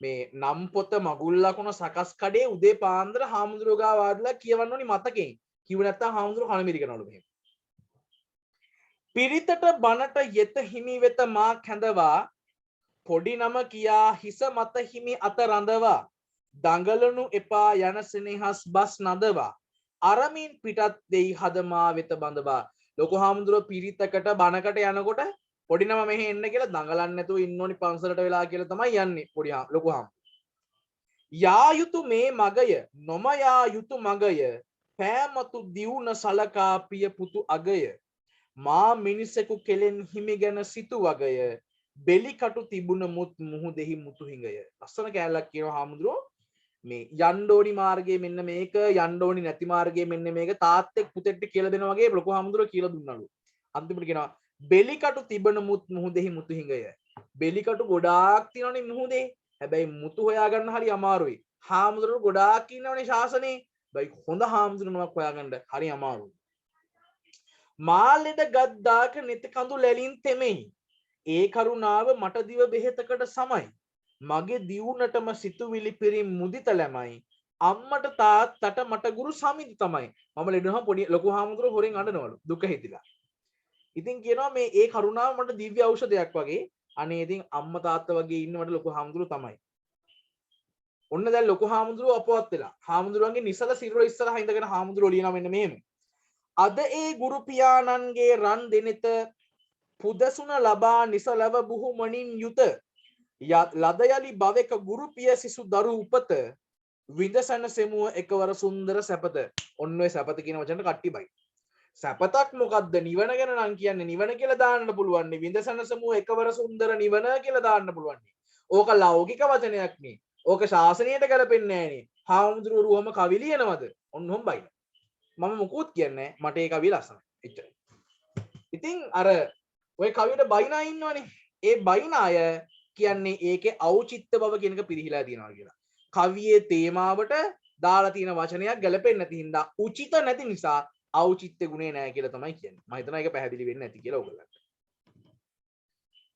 ඊළඟ දෘෂ්ටි කෝණය කවියක් ඉදිරිපත් කරන ආකාරයේ හෙවත් කවියේ කතන ක්‍රමය දෘෂ්ටි කෝණය ලෙස සැලකේ මේ දෘෂ්ටි කෝණ උභය වර්ග වලට බෙදිය හැකියි පුතා උභය වර්ග කියලා කියන්නේ දෙකයි කියන එකනේ ඒ කියන්නේ දෘෂ්ටි කෝණ දෙකයි උත්තම පුරුෂ ප්‍රථම පුරුෂ උත්තම පුරුෂ නම් මම කියලා කෙනෙක් කවියේ ඉන්න ඕනේ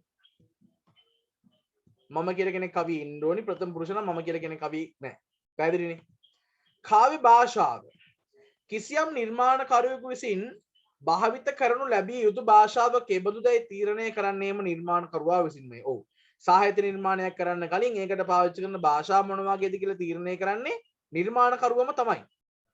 එහිදී නිර්මාණයේ අත්දැකීමට ගැලපෙන පරිදි භාෂාව හැසිරීම නිර්මාණකරුවාගේ වගකීමකි. අත්දැකීමට ගැලපෙන විදිහට භාෂාව පාවිච්චි කරන්න ඕනේ. භාෂාව තීරණය කරාට කමක් නැහැ. ඒ තීරණය කරන භාෂාව නිර්මාණයේ අත්දැකීමට ගැලපෙන්න ඕනේ. ඒ අනුව නිර්මාණකරුවෙකුට සරල බසක්, ගැමි බසක්, සම්භාව්‍ය හෙවත් පුරාතන බසක් බව භාවිත කිරීමට සිදුවිය හැකිය. දැන් මේ බලන්න ළමා කවියක් මම කියන්නම් ඕගලන්ට. හරිද? ඒ ළමා කවිය පොඩ්ඩක් නිකන් බලන්න.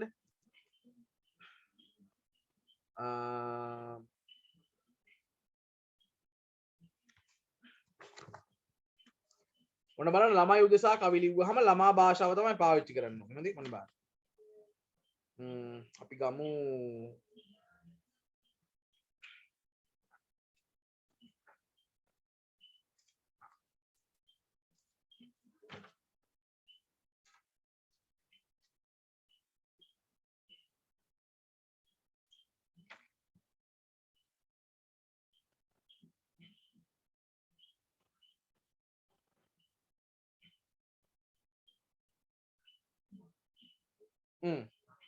ඔව් මෙන්න මේක බලන්න. දැන් මේක ලියලා තියෙන්නේ ආනන්ද රාජකරුණ. ආනන්ද රාජකරුණ තමයි රෝසමලේ නඩුවේ කටුව එහෙම ලිව්වේ. හොඳේ. පක්ෂි භාෂාව. ළමයින්ට කුරුල්ලෝ ගැන තමයි කියන්නේ. හොඳේ. කුරුල්ලෝ නිකන් අර එහෙට මෙහෙට පයින් ස්වභාවය තමයි මේකෙත් තියෙන්නේ. හදිස්සියක් වූ විට එක්තරා හඬක් නගා සියල්ලත් එක් රැස් කරත් තෙපි නයින් පොළොන් ගුන් දැක අන්තරාවකයි දැනුම් දෙති අන් හඬකින් අපූර්වයි. ඇත්තනේ කුරුල්ල හදිස්සියක් වුණාම කෑ ගහන විදිහයි සාමාන්‍ය විදිහට කෑ ගහන විදිහයි දෙකක් නෙවෙයි එකක් නෙවෙයි දෙකක්. සිකේන ගසක් වැලක් හෝ ගොම්මුවක් කරා ගොසින් බොහෝ දෙනා මල් පැණිබී උදම් බැවින් අතුත් ඉතිත් හි රඳමින් යමින් එමින් ගයත් එකවන් තුටුගී අපූර්වයි. දැන් ඔබට තේරෙන්න ඕනේ ළමා කවියකට පාවිච්චි කරලා තියෙන සරල භාෂාව. හරි. එතකොට කාව්‍ය භාෂාව කියන එකත් වැදගත් වෙනවා. ඊට සංකල්ප රූප. කිසියම් කවියක අන්තර්ගත වන ඇස, කන, නාසය, දිව හා සම යන පංචස්කන්ධයට දැනෙන පරිදි රචනා වී ඇති කොටස් සංකල්ප රූපලේ. ඔවුනේ දැන් සමහර කවි කියවනකොට අපේ ඇස් තෙමෙනවා, කන් වලට මිහිරි, නාසය, දිව හා සම කියන පංචස්කන්ධ වලටම දැනෙන්න තමයි ලියලා තියෙන්නේ. සිය දහස් පන්දමින් ගිනි හඬින් නැවිලෙයි ඔය වගේ මොන හරි බර වචන ලියලා ලිව්වහම අපිට දැනෙන්න ගන්නවා. සමහර සින්දු තියෙන්නේ ඇව්වහම පිස්සුවෙන් වගේ එක දිගට අහනවා. ඒ හැටි. එතකොට ඒ සංකල්ප රූප තියෙන හින්දා අපිට දැනෙනවා අපිට මැවිලා පේනවා මොන වගේ දෙක තිබ්බේ කියලා. එතකොට ඒක හොඳ සංකල්ප රූප තියෙන කවියක් කියලා අපිට කියන්න පුළුවන්. රයිට්. එහෙනම් කවියක මූලිකාංග පහයි. මොනවද මේ මූලිකාංග පහ? කියන්නේ කාව්‍ය ආකෘතිය, ඖචිත්‍ය, දෘෂ්ටි කෝණය, කාව්‍ය භාෂාව, සංකල්ප රූප. පැහැදිලිනේ මේ නිබන්ධය නැති තමයි තාම ඉන්නවනම් ක්ලාස් එකේ උරුහම මට කියන්න මම එවන්න. හරි. රයිට්. ඊළඟ කාව්‍ය අලංකාර. කාව්‍ය ශෝභාකරන් ධර්මාන ලංකාරන් ප්‍රජක්ෂකේ. ඇස මොකක්ද ඒ කිව්වේ? මේ බලන්නකෝ. කාව්‍ය අලංකාර කියන්නේ මොකක්ද කියලා තමයි මේ හඳුන්වලා තියෙන්නේ. කාව්‍ය ශෝභාකරන් කවිය ශෝභමාන කරන නැත්තම් කවිය හොබවන ධර්මාන ලංකාරන් අලංකාර ධර්මයන් තියෙනවා කියලා තමයි කියන්නේ. කවිය ලස්සන කරන්න අපි පාවිච්චි කරන දේවල් ඒවා ධර්මයන් වගේ අන්න ඒව තමයි කාව්‍ය අලංකාර කියලා කියන්නේ. මේ බලන්න. කාව්‍ය අලංකාරයක් යනු කෙබඳු සංකල්පයක්දයි විවරණය කරලීම තරමක් දුෂ්කර කාර්යයකි. කාව්‍ය අලංකාරය යටතට ගැනෙන්නේ මොනවාද යන්න දැක්වීමත් ඒවා සප්‍රමාණ උදාහරණ සමග විවරණය කිරීමත් සාපේක්ෂව පහසු කාර්යයක් වත් කාව්‍ය අලංකාරයක් යන කුමක්දයි විග්‍රහ කිරීම පැහැදිලි කිරීම සීරුවට කළ යුත්තකි. ඔව් දැන් මේ බලන්නකෝ කාව්‍ය අලංකාරයක් වුණු කෙබඳු සංකල්පයක්දයි මොන වගේ සංකල්පයක්ද කියලා විවරණය කරන එක දුෂ්කර කාර්යයක්. කාව්‍ය අලංකාරය යටතට ගැනෙන්නේ මොනවාද කියලා දක්වන එක ඒවා සප්‍රමාණ උදාහරණ සමග විවරණය කිරීම සාපේක්ෂව පහසුයි. ඒ කියන්නේ පුතේ කාව්‍ය අලංකාර ගැන මට කියලා දෙන්න පුළුවන්. හරිද? උපමා අලංකාර කියන මොනවද රූපක අලංකාර. ඒව කියන්න පුළුවන්. හැබැයි කාව්‍ය අලංකාර කියන වචනේ තේරුම අන්න ඒක තේරුම් කරන එක හරි පරිස්සමට කරන්න ඕනි එකක්. කාව්‍ය අලංකාරන යෙදුම ගොඩනැගෙන්නේ කාව්‍යදන අලංකාරන විසන්ධිය ඇසුරෙන්. මෙනයින් ගතහොත් කාව්‍ය අලංකාරයට හේතු වන දෑ කාව්‍ය අලංකාර ලෙස සැලකීම යුතු බව පෙනේ. කවියේ අලංකාරයට හේතු වන දෑ කාව්‍ය අලංකාර කියලා හඳුන්වනවා. එසේ වතුදු සම්මතය අනුව බලන කල කාව්‍ය අලංකාරය anu කවියකට කරන බාහිර සැරසිල්ලක් බව පෙනේ. නූතන අර්ථයට අනුව කාව්‍යයකින් කිසියම් බුද්ධිමය අරුතක් හෝ භාවමය අරුතක් පළ කරනු වස් නිර්මාණකරුවා විසින් යොදා ගන්න ලබන උපක්‍රම කාව්‍ය අලංකාරයේ සැලකීම නිර්වද්ද වේ. ඔහොම කිව්වට ඊට වඩා සරලව මට ඔක තේරුම් කරන්න පුළුවන්. මේ බලන්න. ඔන්න බලන්න. දැන් හිතන්න. මෙන්න තියෙනවා ඩමියක්. ඇඳුම් කඩවල තියෙන ඩමි. ඔන්න තියෙනවා ඩමිය.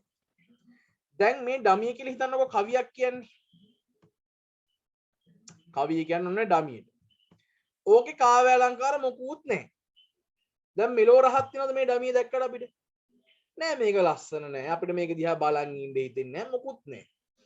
හැබැයි කවුරු හරි මිනිස්සෙක් මේකට කැප් එකක් දාලා හරි කොණ්ඩයක් දාලා හරි මේකට මොකක් හරි ඇඳුමක් අන්දලා හරි මොකක් හරි කරලා මේකට මෙහෙම කලිසමක් අන්දලා හරි මොකක් හරි කරලා මේක ටිකක් ලස්සන කරනවා. ඔන්න මෙතන වොච් එකක් දාලා හරිද මෙහෙම මාලයක් දාලා හරිද? ඇස් දෙකකුයි මුහුණකුයි නහයකුයි කටකුයි මෙන්න මෙහෙම දාලා. හරිද? මේක ලස්සන කරනවා. ලස්සන කරාට පස්සේ ඒ කියන්නේ කවිය ලස්සන කරලානේ. කවිය ලස්සන කරාට පස්සේ හරි ෂෝක්. අපිට කියවන්න පුළුවන්, නැවත නැවත කියවන්න පුළුවන්. තව කෙනෙක්ට කියවන්න කියලා යෝජනා කරන්න පුළුවන්. ඒ ඩමියකට ඇඳුම් ඇඳුව වගේ වැඩක් තමයි කරලා තියෙන්නේ. කවියකට මොනවද දාලාද? කාව්‍ය අලංකාර කියන જાතිය දාලා. කාව්‍ය අලංකාර කියන જાතිය දාලා කරලා තියෙන්නේ අර ඩමියකට ඇඳුම් අඳිනවා වගේ වැඩක්. ඩමියක් නිකන් තියෙනකොට වගේ තමයි කවියක් නිකන් තියෙනකොට කිසිම ගැළපෙILLක් නැහැ. හැබැයි කවියකට අලංකාර දැම්මට පස්සේ හරිද? ඒ කවිය අපිට කියවන්න පුළුවන්. පැහැදිලිද? ඕක තමයි පුතා කාව්‍ය අලංකාරයක් කියලා කියන්නේ. ඉතින් ඔය මේ ඔය බුද්ධිමය සහ භාවයම අර්ථයක් කියන එකට කියනවනේ. බුද්ධිමයයි කියලා කියන්නේ අපේ හැඟීම් වලට කතා කරනවා කියන එක මම එදා ගංගාවේ සංගීතය කියලා දෙනකොටත් කියලා දුන්නා නේද? බුද්ධිමය අර්ථයකුයි භාවමය අර්ථයකුයි. භාවමය අර්ථයක් කියලා කියන්නේ හැඟීම් වලට කතා කරනවා නම් ඒවා භාවමය අර්ථයක්. බුද්ධිමය අර්ථයක් කියලා කියන්නේ අපේ බුද්ධියට මොළයට කතා කරනවා නම්. හදවතට කතා කරනවා නම් භාවමය අර්ථයක්. පැහැදිලිද? එතකොට ඔය බුද්ධිමය අර්ථයක් පළ කරත් භාවමය අර්ථයක් පළ කරත් මොනවා කරත් මොනවා තියෙන්න ඕනේ අනිවාර්යෙන්ම කාව්‍ය අලංකාර කියන එක තියෙන්න ඕනේ. හරිද? right. දැන් අපි එනවා කාව්‍ය අලංකාර කියන්නේ මොනවද කියලා බලන්න. පළවෙනි එක. උපමා අලංකාරය. ඔන්න දැන් පැටලිලි සාගත වෙලා තිබ්බනම් දැන් නිරවුල් කරගන්න පුළුවන් කට්ටිය. මෙන් සේ වැනි වගේ විලස බඳු එව් ආදී උපමා සූචක නිපාත භාවිත කරමින් වස්තුවක් තවත් වස්තුවකට සමාන කරලීම උපමා අලංකාරයයි. මෙන් සේ වැනි වගේ විලස බඳු එව් ආදී උපමා සූචක නිපාත භාවිත කරමින් වස්තුවක් තවත් වස්තුවකට සමාන කරලීම උපමා අලංකාරයයි. අනිවාර්යයෙන්ම මෙන්න මේ ටික තියෙන්න ඕනේ. හොඳේ උපමා අලංකාරයක් නම් අපි මේවට කියන උපමා සූචක නිපාත කියලා. හරිද? right. දැන් මේ බලන්නකෝ. GH පෙරේරා කවියක් තියෙනවා. මුලදි කැලේ හැටි බැලුවම කුමක් වැනි පිහිය නොදුටු අපේ මාමගේ රැවුල වෙන්නේ. මොකක් කියලාද කියන්නේ? මුලේ ඉස්සෙල්ලාම මුලදි කැලේ දිහා බලනකොට ඒක මොකක් වගේ තමද? පිහිය නොදුටු අපේ මාමගේ රැවුල වැනි. රැවුල කපලා ටික දවසක් යනකොට රවුල් ගස් වැවෙන්න ගන්නවනේ මූණේ. ආන් ඒ වගේ තමයි කැලයක් මුල් කාලේ. එතකොට මේ බලන්න වැනි කියන උපමා සූචක නිපාතය මෙතන පාවිච්චි කරලා තියෙනවා මේ. පැහැදිලිද? right. ඊළඟට තව සින්දුවක් තියෙනවා. අහස සේව බානන්තයි, සයුර සේව බානන්තයි. මහාචාර්ය සුනිල් ආරියරත්න ලියලා තියෙන්නේ. මහාචාර්ය සුනිල් ආරියරත්න තමයි කොසපබා කියන ෆිල්ම් එකේම ඩිරෙක්ට් කරේ. ඕගොල්ලෝ දන්නවා ඇති. සිංහල විෂය සම්බන්ධයෙන් ඉන්න මහාචාර්යවරයෙක් පේරාදෙණිය විශ්වවිද්‍යාලය. මහාචාර්ය සුනිල් ආරියරත්න ලියලා දෙනවා සින්දුවක්. එයා තමයි ලිව්වේ දෛව යෝගයකින් නොවේදෝ හමුුණේ අප හමුුණේ කියන සින්දුව ලිව්වෙත් මහාචාර්ය සුනිල් ආරියරත්න.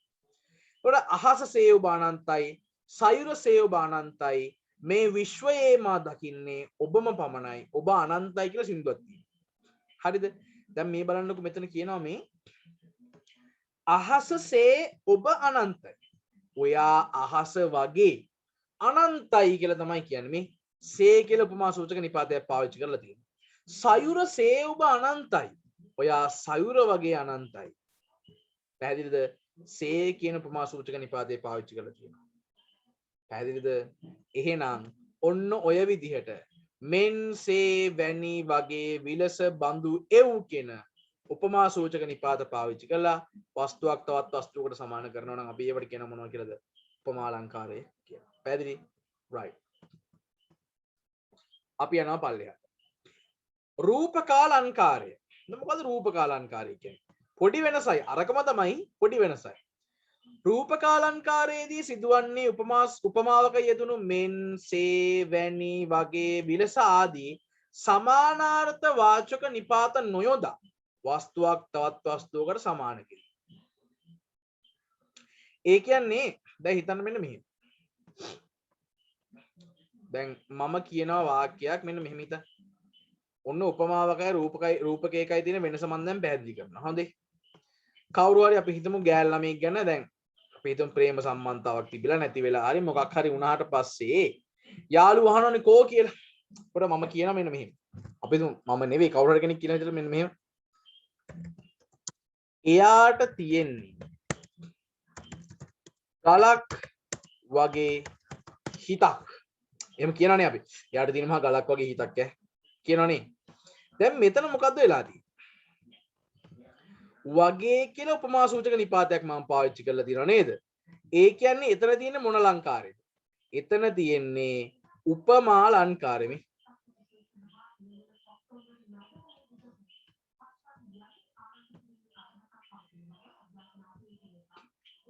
උපමා අලංකාරය. පැහැදිලිද? ගලක් වගේ හිතක්. මෙහෙම බලන්න එහෙම නැතුව මෙහෙමත් කියන්න පුළුවන්.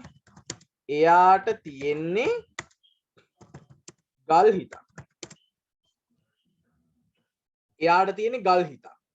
ගලක් වගේ හිතක් කියන්නත් පුළුවන්. මොන හිතක් කියන්න පුළුවන් කියන්න. ගල් හිතක් කියලා කියන්නත් පුළුවන් නෙමෙයි. ගලක් වගේ හිතක් කියන්නත් පුළුවන්. ගල් හිතක් කියන්නත් පුළුවන්. හරිද? එතකොට වෙලේ මොකද වෙනස? මේ වගේ කියලා එකක් තියෙනවනේ. ඒ වගේ කියන එක මේ පහළට යනකොට නැති වෙලා තියෙනවා. එහෙනම් මෙතන තියෙන්නේ උපමා අලංකාරය. මෙතන තියෙන්නේ මොකද්ද? රූපක අලංකාරය. ඇයි එතන උපමා සූචක නිපාතයක් නැති නිසා. පැහැදිලිද? එතන උපමා සූචක නිපාතයක් නැහැ රූපක අලංකාරය ඇතුලේ. පැහැදිලිද? ඒ නිසා ඔන්න ඕක තමයි උපමා අලංකාරයේ රූපක අලංකාරයේ තියෙන වෙනස. දැන් මේ බලන්න අපි දිලා දෙන උදාහරණ බලන්න. නිදහස මහ මුහුදක් වේ එහි උල්පත පුත නුඹ වේ. නිදහස මහ මුහුද වගේ කියලා නෙමෙයි කියන්නේ. නිදහස මහ මුහුදක් වේ. නිදහස කියන්නේ මුහුදක්මයි. එහි උල්පත පුත නුඹ වේ. ඒකේ උල්පත පුතේ ඔයා. පුතේ ඔයා. ඔයා වගේ නෙවෙයි. පුතේ ඔයා. පැහැදිලිද? එතකොට එතන උපමා සූචක නිපාතයක් නැතුව වස්තුවක් තවත් වස්තුවකට සමාන කරලා තියෙනවා. නිදහස මහ මුහුද සමානයිනේ. නිදහස සමානයි මහ මුහුද. හැබැයි මෙන්සේ වගේ විනා විලස බඳු එව් කියන උපමා සූචක නිපාත කොහෙවත් නැහැ. පැහැදිලිද? එහෙනම් ඕක තමයි රූපක අලංකාරයේ තියෙන වෙනස. පහළ තියෙන සින්දුව බලන්නකෝ. ඒක ඔයගොල්ලෝ අහලා තියෙනවනේ. අම්මා සඳකි මම ඒලොවේ හිරු ඉරිදි. අම්මා හඳක් වගේ කියන්නෙත් නෑ. මම රිදී ඉරක් වගේ කියලා කියන්නෙත් නෑ. අම්මා හඳක්. මම ඒ ලෝකේ රිදී ඉරක්. වගේ සේ වැනි විලස මෙන් මොකුත් නෑ. එහෙනම් වස්තුවක් තවත් වස්තුවකට සමාන කරනවා උපමා සූචක නිපාත නැතුව. අපි යන්නේ ඒකට කියනවා රූපක අලංකාරය කියලා. සින්දුවක් කියන්නකෝ. අද ඕනේ. right. උත්ප්‍රේක්ෂා අලංකාරය. සරලව දැක්වුවහොත් අප්‍රාණවාචී වස්තුවක් වෙත ප්‍රාණවාචීත්වයක් ආරූඪ කිරීම හෝ ස්වභාවයෙන් පවත්නා යමක් අන්නාකාරයෙන් දැක්වීම උත්ප්‍රේක්ෂා අලංකාරයේදී සිදුවේ. මේ බලන්න අප්‍රාණවාචී වස්තුවක් වෙත ප්‍රාණවාචීත්වයක් ආරූඪ කරනවලු. මේ බලන්නකෝ. තරුද නිදන මහරෑ නිදමි මහද නිදි නෑ. දැන් මේ සින්දුවේ ඉන්නේ පෙම්වතියක්නේ. ඒ පෙම්වතිය කියනවා මෙන්න මෙහෙම. හරිද? මේ කියනවා මේ තරුද නිදන මහරෑ තරුත් නිදි. දැන් තරු නිදා ගන්නවද ඇත්තටම? තරුත් නිදි කිව්වට තරු නිදා ගන්නවද ඇත්තටම? නෑ. තරු නිදාගන්නේ නෑ. හැබැයි අපි උපකල්පනය කරනවා එහෙම. හරිද?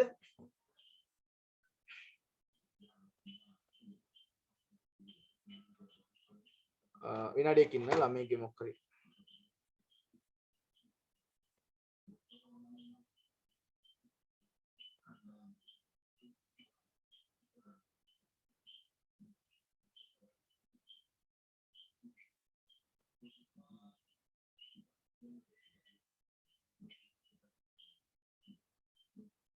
හරි මේ දැන් තරු නිදා ගන්නවද?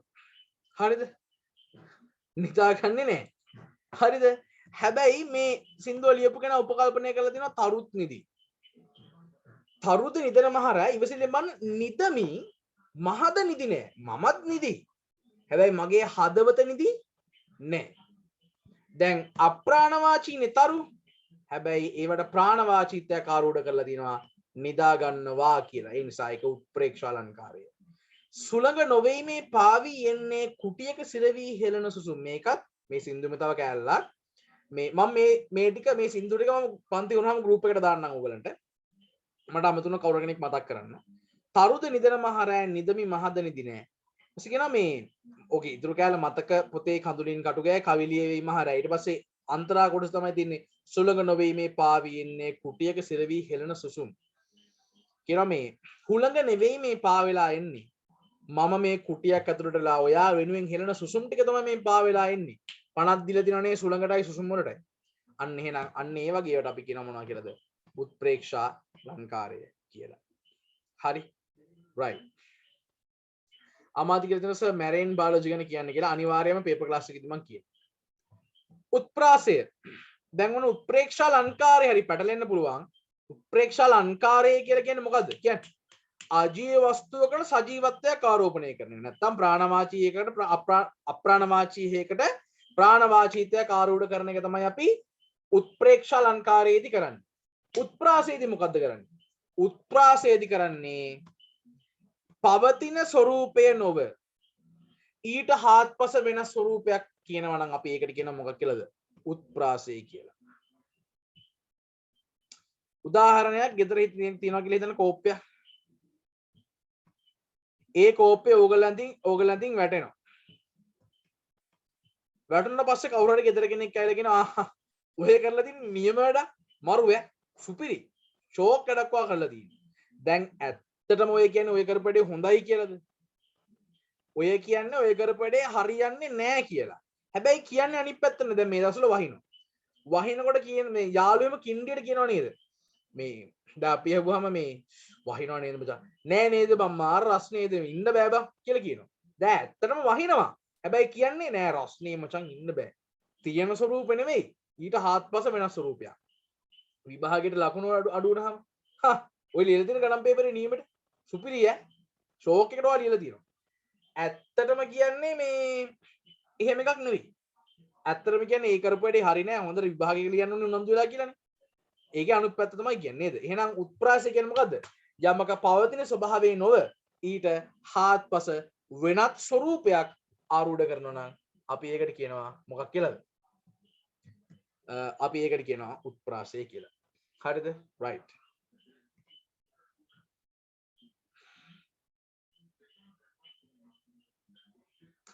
පසු කියලා තියෙනවා සර් මට දැන් එක කිව්වා විතරයි කියලා. පේනවනේ තමන්ගේ ජීවිතේ කොච්චර දේවල් සිංහලත් එක්ක බැද්ද වෙලා තියෙනවද කියලා. ඒකේ උදාහරණ කියන්න බෑ රමිබන් මේ සින්දුව හොයාගෙන කියවන්න. රට කරවන්න නම් මසුරන් ඇති වතේ වටිනා කියන දේ විකිනිය යුතුය රටේ. දැන් ඇත්තටම මේ රටේ තියෙන වටිනා දේවල් විකුණ කාපන් කියලාද මේ කියන්නේ? නෑ මේවා විකුණන්න එපා. මේ තියෙන අපේ ජාතික ධනය, මේ තියෙන අපේ ශ්‍රී විභූතිය මේවා විකුණ කන්න එපා කියලා තමයි කියන්නේ. හැබැයි ඒ කියන්නේ මේක අනිත් පැත්ත හරවලා මේ කළුගල් වලට විකුණාගෙන සීගිරි කුරුටු ගී බයිලා කළ හැකිය. දඹලා රටේ තියෙන දේවල් විකුණගෙන නැකන්නේ සීගිරිය විකුණන්න පුළුවන් නම් කළුගල් වලට විකුණගෙන කාපන්. සීගිරිය තියෙන කුරුටු ගී ඒවා බයිලා කරලා කියන්න කියපන්. දැන් ඇත්තටම කියන්නේ ඒක නෙවෙයි. මේක රැක ගන්න ඕනේ අපි කියලා. හැබැයි කියලා තින්නේ උත්ප්‍රාසයෙන් කියලා තින්නේ මහාචාර්ය සුනිල් ආරියරත්න ගායනා කරන්නේ නන්දා මාලිනී මහත්මිය. right. අනුප්‍රාසය. අනුප්‍රාසය ලෙස සැලකිය හැක්කේ ශබ්දාලංකාරයක් හැටියටය. සහෘදයා තුළ ශබ්ද රසයක් ජනනය කරලීම සඳහා අනුප්‍රාසයේ මුසු පද්‍ය රචනය අතීත පද්‍ය රචකයන් අතරද සුලභ උපක්‍රමයක් වූ බව පෙනේ. සරලව ගතහොත් අනුප්‍රාසයන සමාන අක්ෂර පද හෝ පාඨ නැවත යෙදී. අනුප්‍රාසය සැලකිය හැක්කේ ශබ්දාලංකාරයක් හැටියටය. ශබ්දාලංකාරයක් තමයි අනුප්‍රාසය කියලා කියන්නේ. සහෘදයා තුළ ශබ්ද රසයක් ජනනය කරලීම උදෙසා අනුප්‍රාසය මුසු පද්‍ය රචනය අතීත පද්‍ය රචකයන් අතරද සුලභ උපක්‍රමයක් වූ බව පෙනේ. සරලව ගතහොත් අනුප්‍රාසය යනු සමාන අක්ෂර පද හෝ පාඨ නැවත යෙදීමයි. දැන් මේ බලන්නකෝ මේකේ තියෙන මේ මම පල්ලෙහා දාලා දෙන කවිය මම ඕක ගත්තේ මයුර සංදේශේ. හරිද?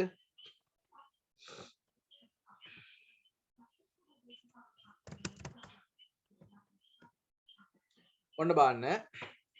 මදු තුල කොපුල දොළ බිඟු වැල කෙල වතල කන්තල සසල කළ සංකල ඉගිල ගිල යුග කෙල ඉපිල ලෙල ගිරි පෙළ පහල කළ දල දල උදුල මොල ගජරල බල පුවල ලයනු ගොඩයි නේද ඈ ලයනු ගොඩයි නේද මදු තුල කොපුල දොල බිඟු වැල කෙල වතල කන්තල සසල කළ සන්කල ඉගිල ගිල යුග කෙල ඉපිල ලෙල ගිරි පෙළ පහල කළ දල දල උදුල මොල ගජරල බල පුවල ඩබ් කරන්න ආසයි නම් හඬ කැවීම් ශිල්පියෙක් වෙන්න ආසයි නම් මේ වගේ ඒවා ප්‍රැක්ටිස් කරන්න ඕන.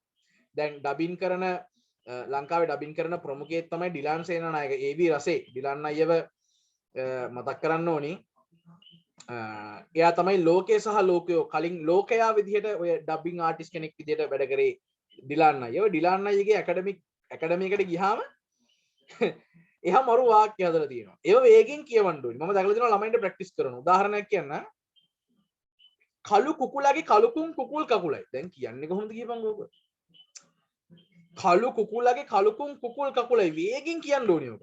කළු කුකුලගේ කළුකුම් කුකුල් කකුලයි. කළු කුකුලගේ කළුකුම් කුකුල් කකුලයි. කළු කුකුලගේ කළුකුම් කුකුල් කකුලයි. කළු කුකුලගේ කළුකුම් කුකුල් කකුලයි. කළු කුකුලගේ කළුකුම් කුකුල් කකුලයි. කොහොම කියාගෙන යන්න ඕනේ. මම ඩබින් ආටිස්ට් කෙනෙක් එහෙම නෙවෙයි මේ හරිද? ඔය වගේ තියෙනවා දැන් වලව්වේ වහලේ වවුලෙක් වහලා වලව්වේ වහලේ වවුලෙක් වහලා වලව්වේ වහලේ වවුලෙක් වහලා වලව්වේ වහලේ වවුලෙක් වහලා එක දිගට කියන් යන්න ඕනේ. දැන් ඔයා කියන්නේ කොහොමද? හරිද? ඉතින් ඩබින් ආටිස්ට් කෙනෙක් නම් ඕවා කියවන්න ඕනේ. තව එකක් තිබ්බ මට මතක නැහැ ඒක. මතක නැහැ. මේ හරිද? රතු රටක් හජු නෑ මතක නෑ. හරිද? මේ ඉතින් ඔය විදිහට තියෙනවා දැන් අරක දැන් වලව්වේ වහලේ වවුලෙක් වහලා නම් කියත හැකි. හරිද? ඔව් කවිෂ්කයක් මතක කරනවා. චූටි ටීචර්ගේ චූටි ටෝච් එක. චූටි ටීචර්ගේ චූටි ටෝච් එක. හරිද? ටක් ටුක් ගාලා හදන කටුසුසු ස්ටොප්. මොකද්ද ටක් ටුක් ගාලා හදන කටුසුසු ස්ටොප්.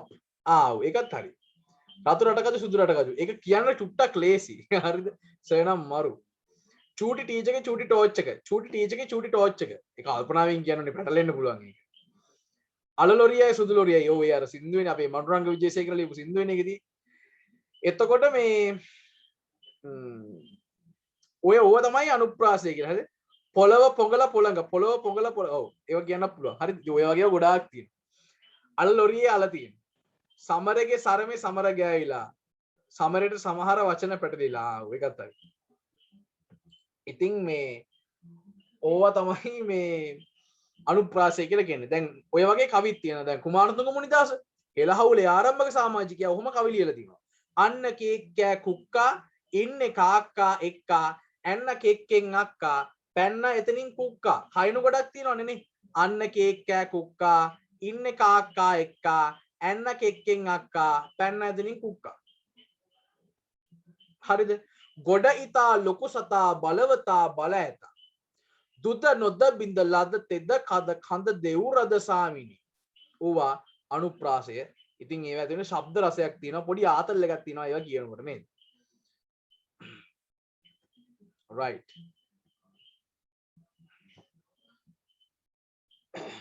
දැන් මෙතනත් මේ අනුප්‍රාසය තමයි තියෙන්නේ. හොඳේ මේ බලන්න. අර මම කියපු සුරාසොන් සැමිවලම කවියක් මං කිව්වා අර අයස ළඟදී මා ළඟ සිටි අසවතිය. ඒකේ තියෙන අන්තිම කවිය තමයි මේ තියෙන්නේ මේ. වද වද මගෙම පරපුර හොඳ හිතින් දරා. ලැබ ලැබ කටුක දුක්ගිනි නැගුණ බුරබුරා. විඳ විඳ අපා දුක මට සැපත දුන් සරා. අබිනික්මන් කළේ ඇයි මගේ අසෝදරා. වද වද ලැබ ලැබ විඳ විඳ එකම ශබ්දේ නැවත නැවත එති. ඒවා අපි හඳුන්වනවා මොනවා කියලාද? අනුප්‍රාසය කියලා. right. එලිසමය. එලිසමය සහ එලිවට යන උභය පද වලින් හැඳින්වෙන්නේ එකම සංකල්පයකි. මේ දුවෙක් මැසේජ් එකක් දාලා තියෙනවා මහේෂි. මහේෂි මේ වෙලාවේ පන්ති ඉන්නවද? මහේෂි මේ වෙලාවේ පන්ති ඉන්නවද? ඔව් මහේෂි ඉන්නව නේද? මහේෂි අහලා තිනවා 10 ශ්‍රේණි සිද්ධාන්ත පන්තියේ ටියුට් ගන්න කොහොමද කියලා. පුතේ මම ටියුට් ගන්න විදිය කිව්වා. ටියුට් ගන්න තියෙන්නේ ඔයා පබාර ආයතනයේ අහල කෙනෙක්. ඔයා ගොඩකල ප්‍රදේශයේ නම් ඉන්නේ ඔයාලට පබාර ආයතනයෙන් ගන්න පුළුවන්. පබාර ආයතනයේ තියෙන එක කියන්නේ ටවුන් එකේ තියෙන එක නෙවෙයි ගන්න ඕනේ. පබාර ගෲප් ක්ලාස් සෙන්ටර් එකේ ගෲප් ක්ලාස් සෙන්ටර් එකේ තමයි තියෙන්නේ. ඒක ගන්න ඕනේ කොස්නතුරු පන්සල ගාව තමයි තියෙන්නේ. මහේෂි මට මැසේජ් එකක් දාන්න. ඔයා මම දන්නේ නැහැ කොයි පළාතෙන්ද කියලා මට පුළුවන් නම් WhatsApp එකට කමන්නේ මැසේජ් එකක් දාන්න. හරි මම එතකොට ඒක ගැටළු විසඳනවා. ඉන්නකො පන්ති ඉවරනම මම ඔයගලගේ ප්‍රශ්න ටික ඔක්කොම විසඳනවා. බය වෙන්න එපා. හරි? රයිට්.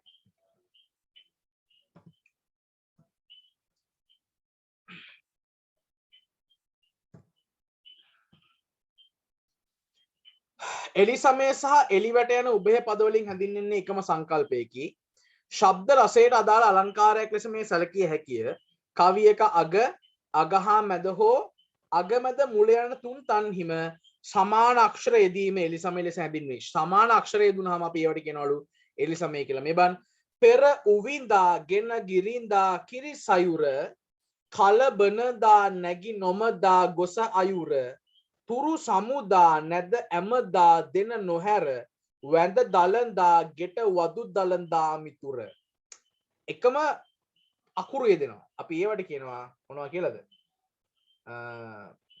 අපි ඒවට කියනවා එලි සමය කියලා. හරි. දැන් තව එකක් මම දාලා තිනවා මයුර සංදේශයෙන්. සිතුමින් සේන් සිරිඳුන් එහිමින් වදිනේ කියමින් ගමන් සමුගන්මින් මන නදිනේ නුඹමින් යමින් අවරන්ගිරි වන් සඳිනේ නුඹමින් ගොසින් ගෙව්යන් වදිමින් ලගිනේ. එකම අකුරු නැවත නැවත ඉදලා තියෙනවා. අතිශයෝක්තිය. දැන් එක දිගට පාඩම අහන් ඉඳ බින්ද මම අර ප්‍රශ්න ටික ඔක්කොම විසඳලා ඉන්නම්. හරි. මේ අහගන්න. දැන් ඔන්න හොඳට ක්ලියර් එකට අහගන්න. ඔබ පබාරා ආයතනයේ පන්ති වලට සම්බන්ධ වෙනවා නම් ගොඩ කියලා පබාරා ආයතනයේ පන්ති වලට සහභාගී වෙන කෙනෙක් නම් පබාරා ආයතන හරහා නම් මගේ ක්ලාස් එකත් එක්ක සම්බන්ධ වුණේ ඔබට හෙට සිට සිංහල පන්තියේ ටියුට් ගන්න පුළුවන්. ඒක තියෙන්නේ පබාරා ගෲප් ක්ලාස් සෙන්ටර් එකේ. ටියුට්ස් ගන්න පුළුවන් වලට පබාරා ගෲප් ක්ලාස් සෙන්ටර් එකේ. හරිද?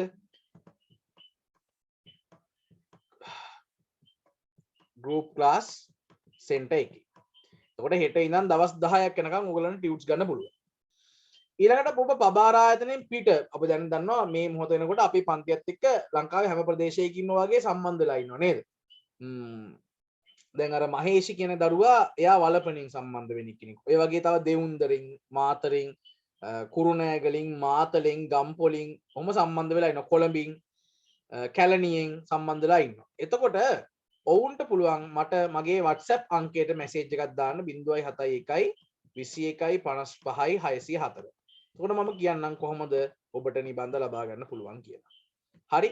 පබාරා ආයතනයේ කට්ටිය, ඒ කියන්නේ පබාරා ආයතනයේ අවට ඉන්න කට්ටිය ඉන්නවනේ. ඒ කියන්නේ රත්නපුරේ ඉඳන් උඩවලවට හරියට නැත්නම් මිලිපිටිය හරියට වගේ යනකම් ඉන්න අපේ ක්ලාස් එකේ දරුවෝ ඉන්නවනේ. ඒගොල්ලන්ට හෙට ඉඳන් දවස් 10ක් යනකම් පබාරා ගෲප් ක්ලාස් සෙන්ටර් එකේ හොඳේ ටවුන් එක මැද්දේ ආයතනයේ නෙවෙයි කොස්නාතුර පන්සල ගාව තියෙන පබාරා ගෲප් ක්ලාස් සෙන්ටර් එකෙන් ඕගලන්ට ගන්න පුළුවන්.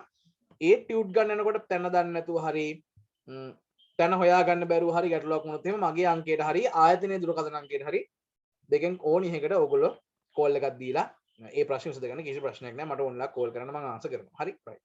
ප්‍රශ්න විසඳුණා කියලා මම හිතනවා.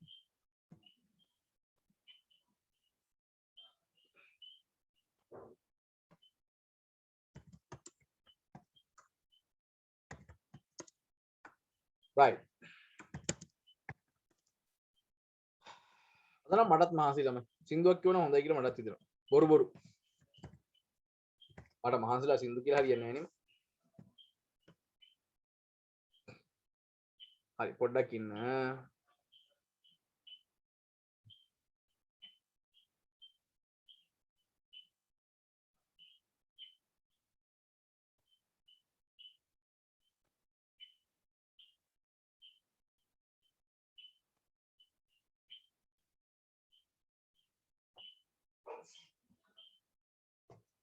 හරි. දැන් ඔන්න අපි ඇවිල්ලා ඉන්නවා අතිශයෝක්තියට.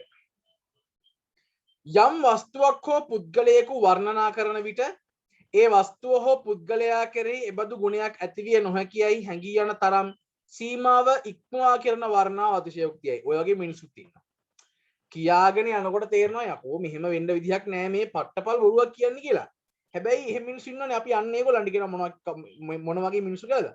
අතිශයෝක්තිමය මිනිස්සු කියලා. කවි ලියනකොටත් ඕක පාවිච්චි කරන්න පුළුවන්. දැන් මේ බලන්න මේක මම එක දවසක ඔයගලන්ට කියලා දුන්න කවියක්. හොඳේ. ඔන්න බලන්න.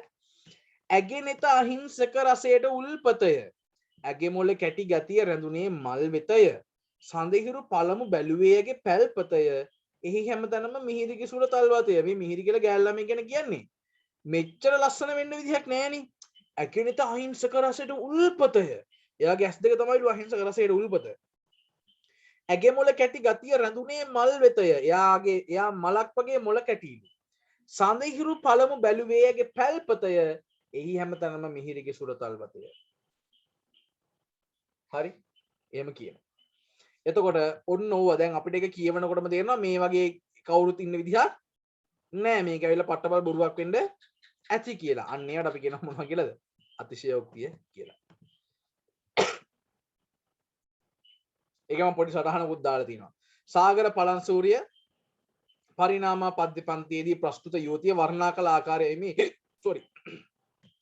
එයට උපතින් උරුම වූ කරුණාබර දෙනුවන්ද බාහිරින් බැලූ විට පෙනෙන මොළකෙඩි ස්වරූපයේද පලන්සූරිය වර්ණනා කරන්නේ අතිශයෝක්තියනි. ඒ අනුව අහිංසක රසයේ උල්පත ලෙස ඇගේ නෙත් දකින කවියා මලක සියුමැලි මොළකැටි ස්වරූපය ඇගේ සම කෙරෙහි දක්නට ලැබුණු බව පවසයි. ඒ ස්වභාවික තත්ත්වයේ ඉක්ම වර්ණනාව. එතකොට සාගර පලන්සූරියත් අතිශයෝක්තියෙන් කවි ලියලා තියෙනවා කියලා අපිට පේනවා නේද? ස්වභාවෝක්තිය යමක පවතින තත්ත්වයේ ඒ ආකාරයෙන් දැක්වීම. බොහෝ විචාර ග්‍රන්ථවල එන පරිදි වස්තුවක ස්වභාවයේ ඇති සැටියෙම දැක්වීම ස්වභාවෝක්තියයි. කෙසේ වුවද කවියක එන වර්ණනාමය ස්වරූපය ඍජුවම පැවසීම ස්වභාවෝක්තිය ලෙස වරදවා වටහා නොගත යුතුය. ඒ කියන්නේ ඇත්ත ඇති සැටියෙම ලියලා තියෙනවා නම් අපි ඒකට කියනවා මොකක් කියලාද? ස්වභාවෝක්තිය කියලා. දැන් හිතන්නකො මෙන්න මෙහෙම. දැන් මිනිස්සුත් ඉන්නවනේ තමන්ට තියෙන ස්වරූපේ ඒ විදිහටම කියනවා. දැන් පුළුවන් නම් පුළුවන්, බැරි නම් බෑ. මට මේ වගේ ආර්ථික තත්ත්වයක් තමයි තියෙන්නේ. ඉතින් මට මේ වැඩේ කරගන්න පුළුවන්. එහෙම කියන මිනිස්සුන් ඇත්තම විස්තරي. අන්න ඒගොල්ලෝ ස්වභාවෝක්තියෙන් ජීවත් වෙන අය. එහෙම තමයි අපි ජීවත් වෙන්න ඕනේ. මේ බලන්න. මිනි පෙට්ටියක් නැත සිවුරකුදු නැත. ඒ කිසි දෙයක් මේ පෙදෙසට පුරුදු නැත.